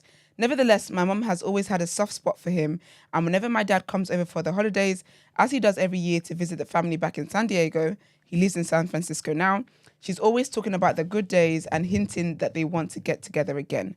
Me and my sister have advised her, girl to girl, love that, to not spin the block, but it seems that she really wants to do a Nene and Greg. Esther will get that reference. God, I do. And we saw how that ended up. Last week, I visited my dad for his birthday, and girl, it turns out he's changed, like real bad. Oh, dude is gay now. Huh? Who? Dad. Impossible. I mean, It is. It's not your dad, so it's quite possible. He got a man and everything. When I say I was shocked, I was shocked. I had no clue. I haven't got a problem with it, but it's just a super shock to the system. He's kept it a secret and he's been a wimp because he doesn't want to tell her, as in the mum. I'm going to my mum's next week and I tell her everything and I want to tell her in person that there isn't a chance for them to get back together because of dad's new man. It's so hard lying to my mum or even withholding the truth, and I basically want to know what's the best way to break the news to my mum. All advice is welcome. That's going to break her heart, you know. That's going to break her heart. So I don't like telling other people's like business, like, no, not business. Business is different. I don't do that either, but I don't like telling people's story. I don't like sharing people's news that's for them to share, if that makes sense. So if you've got something exciting that happens to you and you tell me, I will wait for you to tell Brent. Like, I would never be the one to I would never share it with Brent. Do you get me? So I'm very big on things like that. So I think that what you should do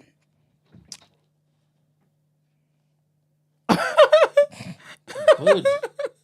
Please don't tell my bird just died outside It's a bird. the door. So we heard a little scuffle outside Brent's door. and we thought a bird might have died outside Brent's door. Is it on my car? No. If a bird's on my car, I have to change my car. I can never drive that car again. I will only see bird when I get in that car. But yeah, so sorry. So yeah, I don't believe in telling people's business. But what I will say, what I think you should do, I don't know that you should be the one to tell your mum. Just because essentially it's basically your dad, quote unquote, coming out. And it's something that he's kept a secret. And I feel like he would have his reasons for maybe being shy to share that. Even though we feel like we live in 2024 and people are more accepting of these things and blah, blah, blah, blah, blah. I feel like the people that are part of the LGBTQ community are the ones that actually know what their reality is like when they share these things with people. So what I would do is I would tell my dad that, listen, mum has hopes of one day getting back with you. That girl still fancies you. So please can you just let her know what your situation is, just so that she knows that there is no chance and she can move on. Because that's very sad. Because when you tell your mum, it's going to break her heart. But not only, it's like her coming to her as a woman, but except it's your dad. So it's going to break her heart. Whoever she hears from is going to be more hurtful. But I feel like she will have better closure if it comes from your dad. Because then you can just tell her, like, it's not like you're not a bad person. Like, do you know what I mean? Like, it's just better closure than if it came from you, in my opinion. I feel like they can have a better adult conversation. Because only them as well would know the extent of the cheating. The cheating might have been one of the things that, or maybe the last straw or why they broke up and stuff like that. So I would personally have a conversation with your dad first and tell him that your mum is still in love with him, or whatever, however you want to say it, and that can he please just do this for her and tell her so that she can move on. If he says he's not going to, then you tell your mum. Because you're basically looking out for your mum. But she's going to be heartbroken. That's so sad. Wow. That's hard. That's deep. But she has to move on now. Because if every year, because the holidays are coming up again. I saw it's Thanksgiving next month in America. Yeah. So it's due again for him to come round. And she's going to be reminiscing again. And if that was like, this lady is 33, they break up like every 20 years ago. That's sad. Like I feel like that maybe that's like a first love or whatever. That's heartbreaking. So I feel like the least that he could do, not the least as he could do as if he did anything wrong, but just the kind thing for him to do is for him to be the one to give her that closure. Because that's deep, man. That's deep. And then you guys can then be there for her and help her heal through it. But that's very, very sad and that's very, very deep. Y'all? I agree, man. Yeah. Would she feel a particular way? Would she kind of blame herself? No, you can't blame yourself for running like a dick. Why am I in it? So it's... Pussy is power sometimes. Or as in like, I get what you mean. Because I think that there are people that feel like that, where they feel like... But I think that's just internalizing things. Was she heartbroken when AZ left? She would have been, because you cheated on her.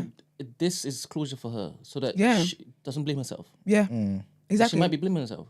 Yeah. Oh, okay. I thought you meant because he's gay. It is because he's gay. So she might be blaming herself because she didn't do enough to keep him. She doesn't know he's gay. Oh, okay. Yeah. So all this time. Oh, I thought you meant that she might not have moved on because. Oh, okay, I get you. She wasn't enough. I thought you meant when she finds out that he's gay, she might blame herself. No. That's because. Why am I in it? But yeah, that's true. Actually, that is closure for her as well. Because I feel like the fact that they spend holidays together every year, which I think is really, really wholesome, you know. And then like they go down this memory lane every single time. I feel like she still has hope that one day they can get back together. And all the time that they've been doing that, he's living his best life with a new man. Having Willie. That's tell her that someone's dad. But he's just been living his own life. He's moved on. That's so cheeky though, man. That's cheeky. It doesn't be cheeky, but they broke up. They're breaking up. How does he not know that she still pines for him? Of course he knows, but why am I in it? That's why I'm saying it's wicked. No, it's not. I don't think it's wicked. What did he do? Do you know what? We've had a similar conversation about this like this. Wait a minute. It sounds like it's 2 against 1 here. I don't like that. I don't know it, because if that's the case, I have to question myself, innit? So let's walk it through again. Because I'm not sure if it is. We already hear you. I'm saying enough for you to understand what I'm saying, right? So maybe it's me and my translation, right? Go on. Cool.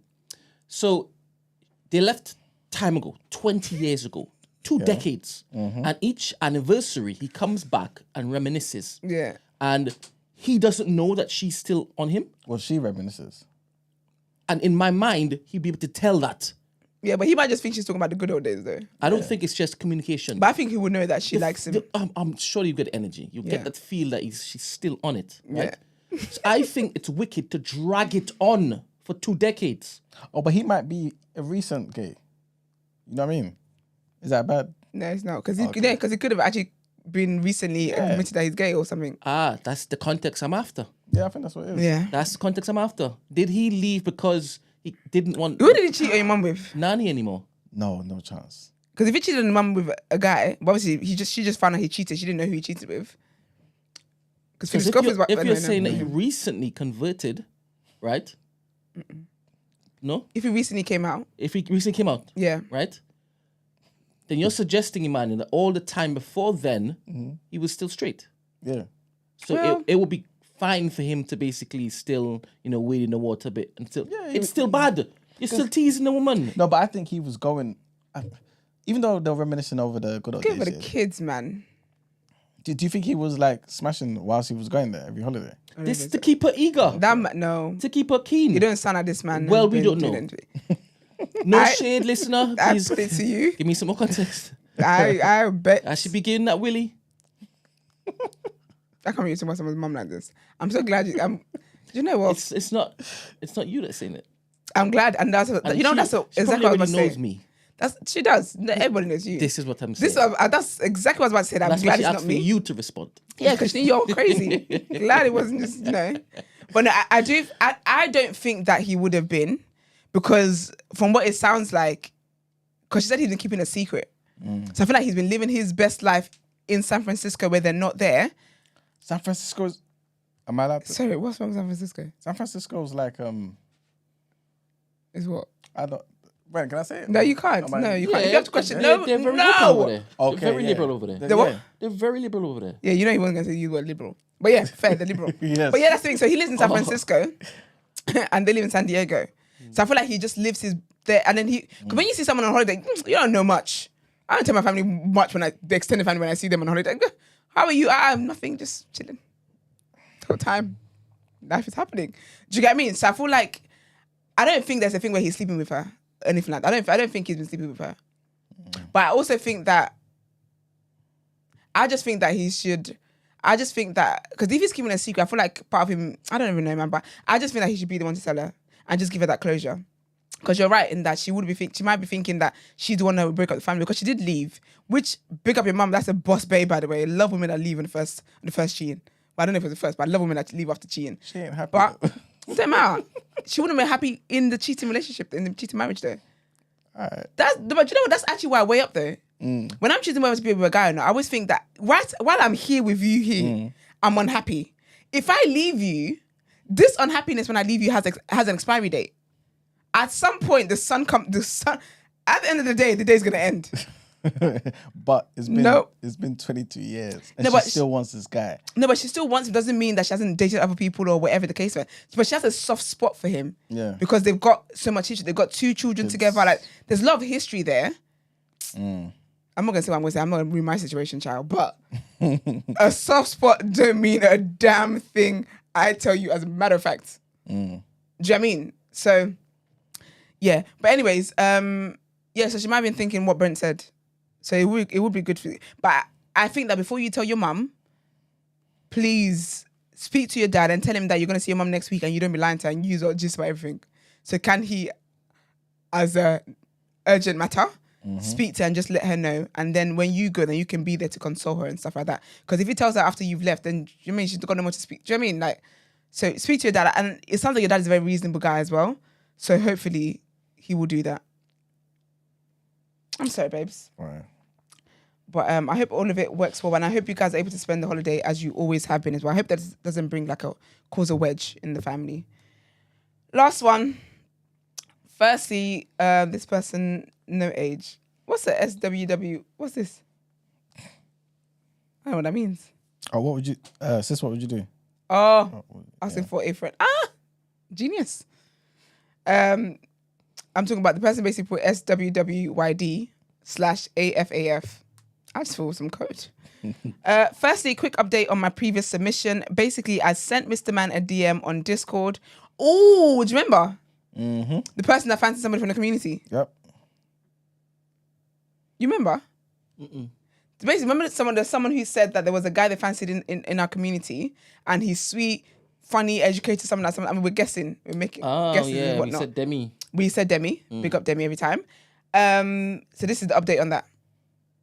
Okay, let's find out. I'm actually nervous now. All right, let's go.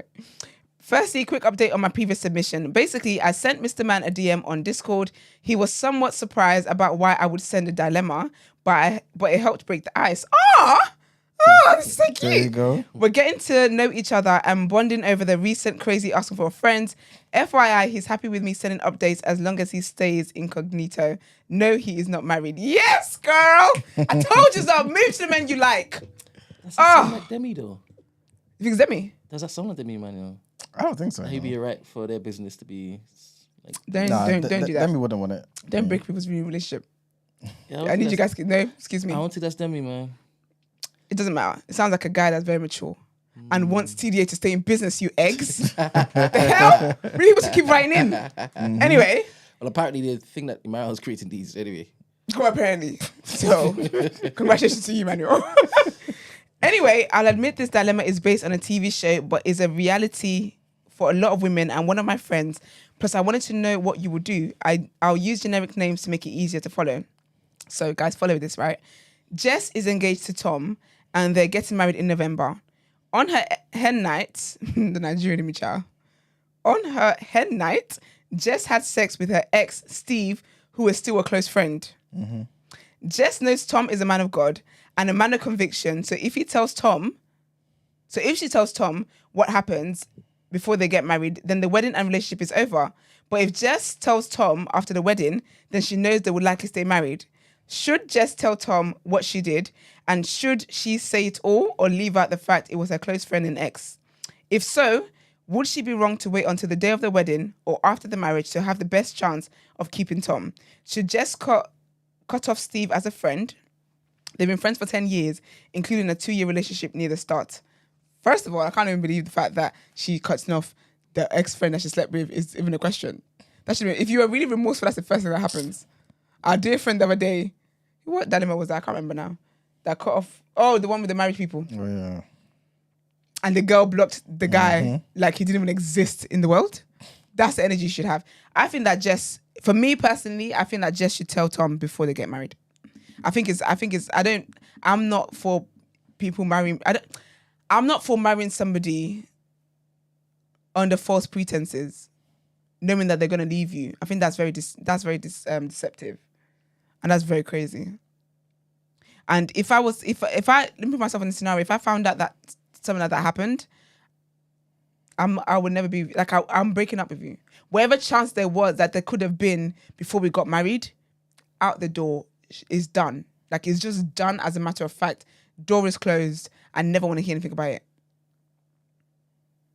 That's just me. I know human beings love self-preservation, but just know it comes to consequences when I find out. You wish you never preserved yourself. So, that's just me. So what? Tom is a man of God, yeah, and a man of conviction. So, like, if after the wedding, he would think God said not to divorce. If you don't read the Bible fully, friend, listen to God said you can. God said you can when it's adultery. Especially if she's a liar and a thief, you definitely can. And Jess isn't a woman of God then, and God, Jess is a you know woman. what I'm saying? So again, Jess is just a girl. Even worse than that. But I won't use names today. Not unequally yoked. But Tom wasn't equally yoked. Well, I don't know how much of a man of God Tom is if he was out here with Delilah in the first place. Oh, Tom, you messed up, man. Doreen, first of all, said it's a massive mistake. What was the mistake? Her cheating with the ex. Come on now. That's diabolical. This woman's... Doreen said you wanted to throw her marriage away. She's not married yet. What marriage? She's not married yet. She's throwing the engagement away. You just can't lie to me. You can't get me to marry you. Because you know what I think makes it worse? What they're doing is doing a callback. On what? on our positions About what? with the other fella. What was my advice to the guy? Remember he was saying, should I still go through the wedding with this woman? Oh, but that's different though. They seem parallels. Are they? Yeah. Because Jess didn't. Yeah, because the other guy, his girl actually told him I dated the guy, and he just started that he was going to be a 5-year-old in the mind and not imagine that they kissed and stuff. Love and light to you, babes. I hope you're doing well. I think that I would definitely suggest, on behalf of the submittee of this dilemma, yes, you tell him afterwards if you feel you know what he's going to do. But you know what though? I'm not finished. Go on. I need to pray for the fella. You need to. 100%. Like right now. Tom needs to gird himself The helmet of with the salvation. wisdom. The waist belt of truth. Yeah. So once it is that, it doesn't matter if it is that you say, I do, you have a fantastic wedding. It is the most beautiful wedding ever. It ain't Once nothing she but a party. tells you say, thank you very much. Literally. And you Pack your bag. pack your bags. You pack your load and you leave go. That witch. The night before. That's fine. Before. Oh, that's when What she left a him. desecration. Oh yes, the head night. What a desecration. It may not be. But don't do it night before though. It may Sometimes not it can be a night month before. I'm kind of thinking it's your last. just close- yeah, it's your last chance hurrah. saloon or something like that, right? But the desecration, the defilement. That's crazy. The defilement But of it all. question though, aren't you all on that type of stuff? What stuff? I'm not saying you. I'm using y'all loosely, I know. right? When too loose. y'all do this whole hen night thing or bachelor party, Yeah. y'all say it doesn't count. Do you know what's so funny? Because I was actually going to ask what the point of a head night. Because when you said last hurrah, I was like, oh, I didn't know that's what it was for. Yeah, that's Obviously, I know some that's people treat it like tradition, that. right? You get strippers to come in. but you know, I never put understand that willies because- in your mouths and all sorts, and then your friends tell you it doesn't count. It doesn't count. I think men have worse. But I'm talking That's about surprised. both genders But- here. but you know In what fact, is it? all the genders. But you know, I never understood that though, because in your relationship, you haven't been cheating. So I don't understand the concept of the last hurrah thing. Yeah. Because in your relationship, you haven't been like, To get out your system. yeah, but get what out of your system? You've been in a What the relationship for 10 stats? years, you mug. Huh? You've been in a relationship for all these years. What are you getting out of your system? If she's not out of your system whilst you're in a relationship, you're just a deviant and you should just stay single.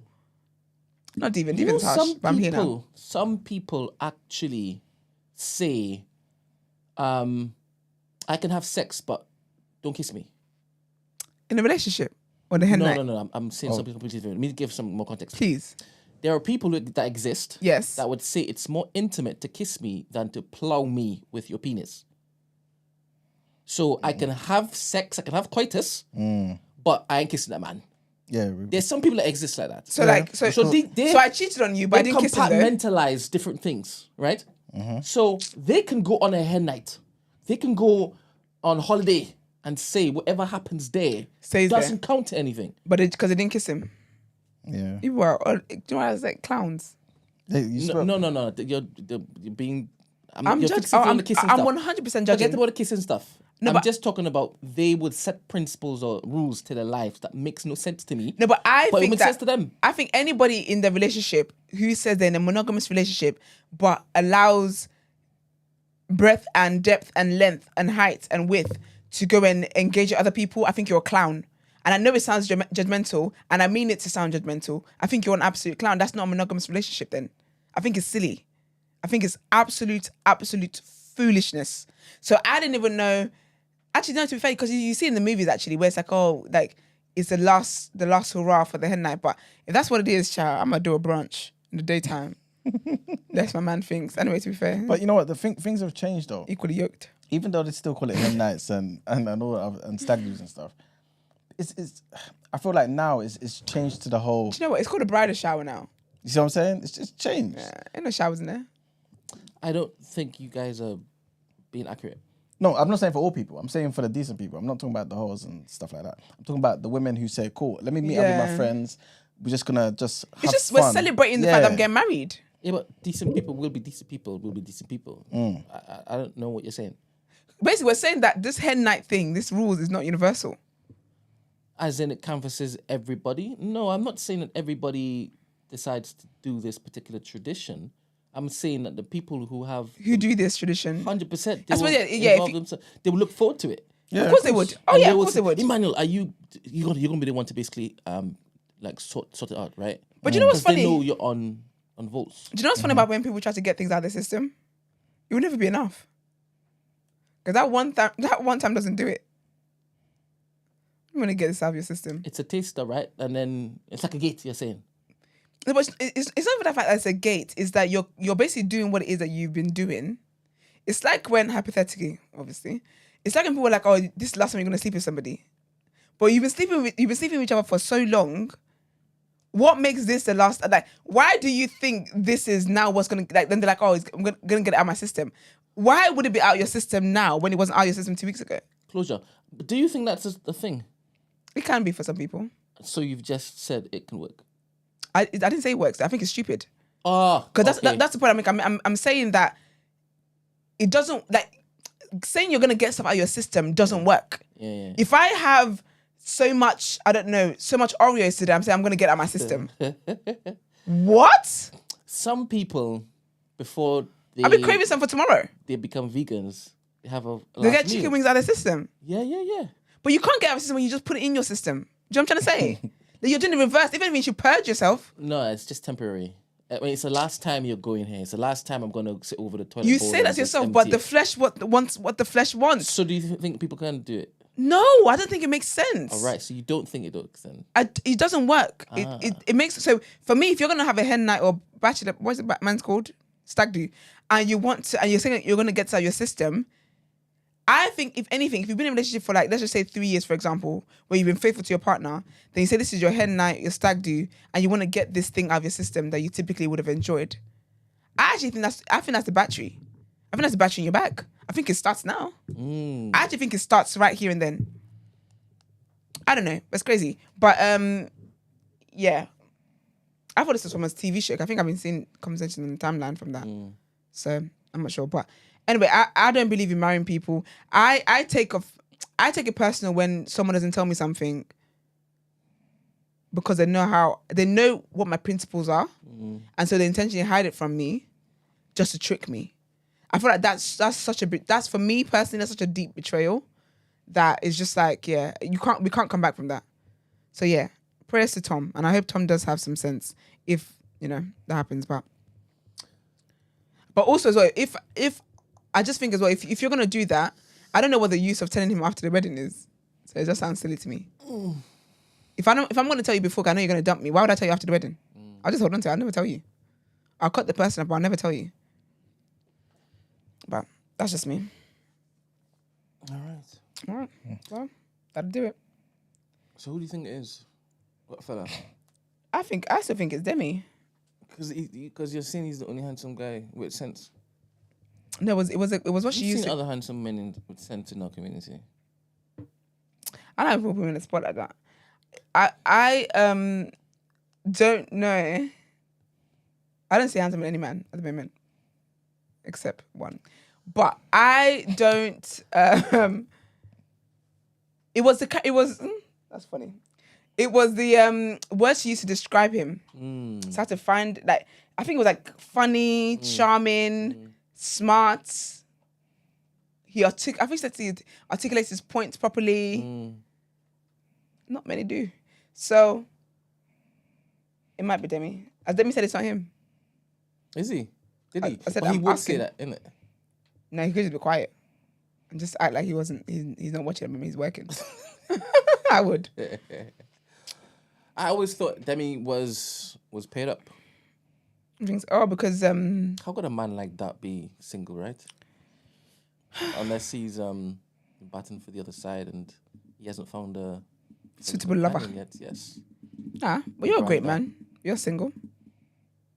Well, people call me gay all the time. Yeah, But I but said, but that doesn't mean I'm not able to get men. I don't have to be single if it is I'm gay, right? That doesn't I explain don't me even my know. But you know, but this my is too much. singleness. I'm just, it sounds like a riddle now. I just don't know anymore. I don't know. I can't think of who else it could possibly be. It could be Timmy. Not saying the guys It on could be here are not, Starcrow. But it has to be someone that speaks a lot. Crud though. Crow. These are all handsome men. Rebranded. Used to be Greek. It has to be somebody Greek that's is not single. Sorry, I take that back. But he might tell her that she is. He's the type to do that. to a Queen Greek cheat. Why his I girlfriend did might not watching say this. that. I call him a storyteller. This is insane. You're crazy for even saying storyteller. Continue. Fanan. I don't think Who else is there? What handsome? Life of Budge. Remember we also said it could be Life of Budge. we said it could be Life of Bodge. Yeah, because he's a funny character. He's a character and a half. It might be him Rico actually. Thomas. Do you know what? I can see being Life of Bodge actually. I can see that Black. part about Sorry. it's He's not married. him. He's married. Can't be him. I think that you know, I've had enough. I can see it being Life of Bodge. I can see Bodge telling her, yeah, that I don't mind you giving the story because he likes that boy. Like that boy's a clown. Yeah. He likes entertainment too much. Yeah. Unless he wasn't. I really hope this comes into something, you know. But I think it'd be so sweet. Please invite us to the wedding if it does. Yeah. Man. I think this would be the sweetest thing ever. I would think Izzy Bambino, but I don't think Bodge takes any of this seriously. No, he doesn't. He's the one person that I would say doesn't take things seriously in there. Yeah. But I think he lives that though. That he lives that he doesn't take it seriously. No, as in I don't think he's lying. That, I don't think he takes TDA seriously. Or He doesn't. He's here for. He's having fun. shits and giggles. Yeah. Like he's literally quite here. He's the jester hire. And some He's here- provocation. yeah, literally. Literally. Yeah, like Gets the like people going. like that. Who else? Who else is handsome and single? Possibly is there? single. But to be, I haven't met a lot of guys, by the way. That's why I don't think, like, I don't know who's handsome, who's not. I think everyone's beautiful and as God, because God created everyone lovely. But I haven't met many of the men in TDA. Power Wow, but he's not single. And some would say that. Never mind. Because you know what it is? I'm doing that. I'm moving on from that. It also has to be, because based on what she said, it has to be someone who engages with the show enough. That's why I'm struggling with names. Because someone like TJ is lovely Yes. and he's handsome, but TJ doesn't interact with the show No, TJ enough has for that. missus, I think. Yes, he does. And he said. I haven't met her. Sorry, He girl. said that Christy wouldn't like her. Remember when he alluded to that? And I said, "You're welcome here, bro." What did you say? What? I thought I heard something. Christy I'm not wouldn't involved. like her, I don't know about that. or she wouldn't qualify for something. I didn't hear that part. I can't remember. I didn't hear that I part. don't think I'm making it up. I was listening to Daryl. TJ is a rock climber, innit? He's an adventurer. Yeah, we said wouldn't like her. He, wouldn't like his girlfriend. yeah. Oh, okay. Yeah. I'm And I said, involved. "Hey, I all are welcome thought- here." I don't know. I didn't hear that part of the conversation. I can't. Big up TJ, man. Big up TJ though. I love TJ. He's And really good whoever vibes. the guy is as well in this dilemma, I'm sure he's a good guy. All the guys wanna in the chat know. are good guys. Girl, can you DM me? I won't tell the boys. He went to the boys. I won't tell you guys. I was Brent. I'm very secretive. She is. I like I'm annoyingly secretive. It's actually crazy because I will bold-faced tell you to your face Absolutely to your face. what you saw ain't what you saw. And it's very scary. Who else? Who else have I met? I would never leave that down with Brent. But anyway. All right. So King man said, let's go. All right. Yeah, good luck to both of you. I hope it works out. Let's get into our last Headlines. Last headline.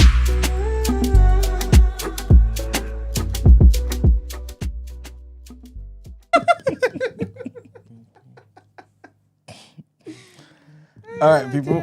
So Suella Braverman, she's back in the news, man. And apparently she forwarded government documents to her private email accounts at least 127 times while serving as the Attorney General in a potential breach of the ministerial code. I believe when this first happened, we spoke about this. The Conservative former cabinet minister routinely forwarded correspondence with at least 290 documents attached when she was the government's top legal officer between 2021 and 2022. This according to a Freedom of Information request.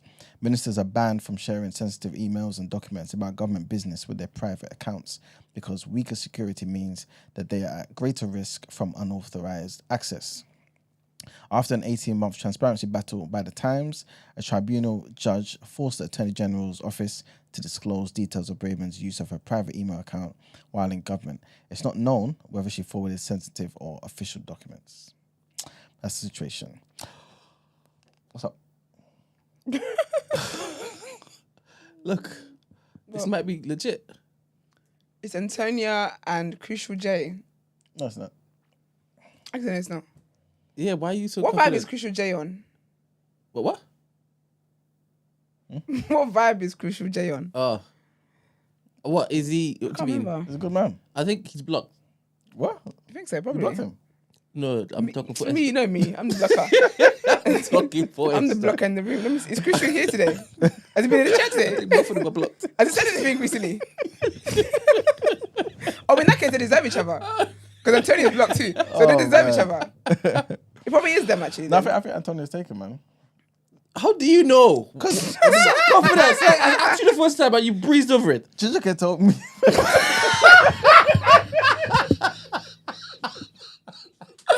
That is always just get out of jail card. Can you imagine? That is crazy. Crazy settings, Oh, wait, bro. joking. Big up Chizuke, No, man. he has to basically, at some point in time, he has to stand up for himself. At some point. Chizuke's my At brother, some man. He point. knows I'm joking. man. Oh my gosh. Slander after slander after slander. You know, Chijoke's name runs too wild in this room.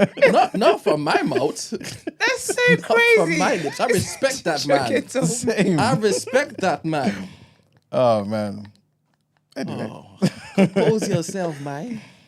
Maybe it is actually. That'd be sweet though if it is. No, but I think Antonio But said it in the Antonio chat. didn't give me the vibe of someone that writes into that writes a dilemma. No, she doesn't. Yeah, Because this so I person don't think so. sounds sweet. What are you? What? Like What have I surrounded myself with? you're equally yoked. You're equally yoked to people that are in your life. I let you know as a matter of fact. Spider-Man, Oh Spider-Man. my gosh. Like this person just sounds very, like the energy of like Abby. Just, Okay, I get you. you know what I mean? Like just very pleasant, very sweet, cute, Timura. demure, mindful. Very cute scene. Anyway, Yes. all the best to the lovely couple. Yeah, man. All right, so our second headline, trigger warning on this one, guys. Trigger warning.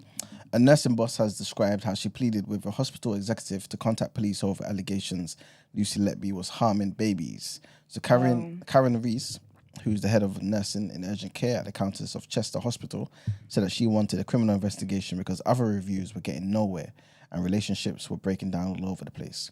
Reese said that she had never been so relieved as when police were eventually called back in May 2017, which is more than a year after executives were first alerted to concerns about Letby, but admitted that she and other managers were also at fault for not contacting them sooner.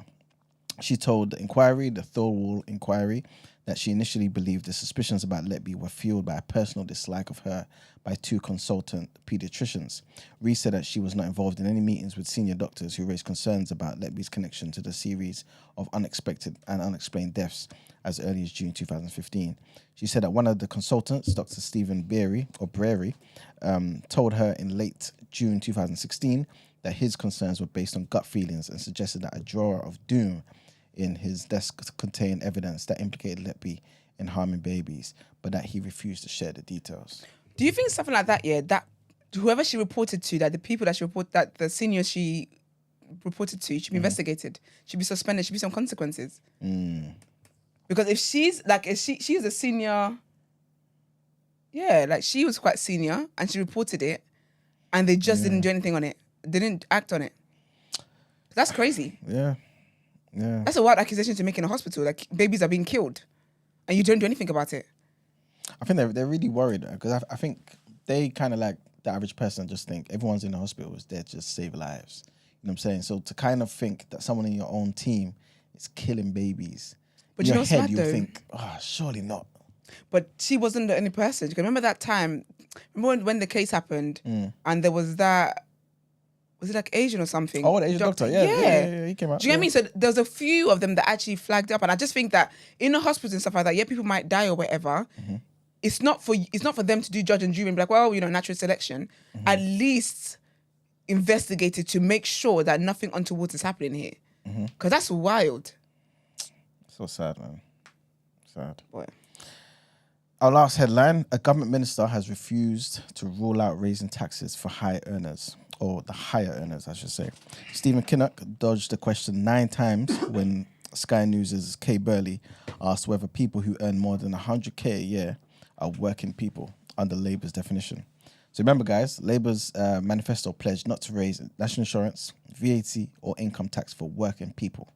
However, the party has not revealed its exact definition of working people, raising concern that it is already getting ready to hike up taxes for certain groups at the budget on the 30th of October, including those who earn more than 100k.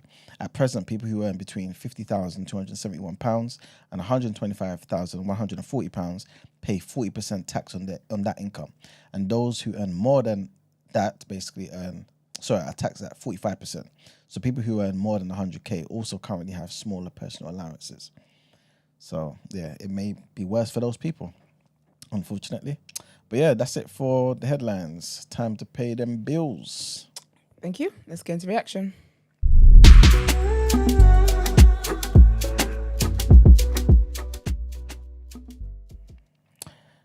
All right, people. So welcome to the reaction. There's only one game that was played yesterday, I believe. And this is Nottingham Forest, basically. They beat Crystal Palace 1-0 in a Premier League match at the City Ground. Chris Wood scored the game-winning goal in the 65th minute, goodness me, capitalising on a mistake by the keeper, Dean Henderson. Despite efforts from Eze and Nketiah, Crystal Palace failed to score and they remain winless, after 8 matches. Nottingham Forest have now moved up to 8th in the Premier League table, while Palace stay in the bottom half. And the Palace manager, Oliver Glasner, he acknowledged the team's lack of confidence and need to improve, and basically their need, to improve their goal scoring record. But yeah, there isn't much else, to be fair. Good. That's it for the reaction, Let's wrap it. I just clocked. We've been here since 8. Let's wrap it up.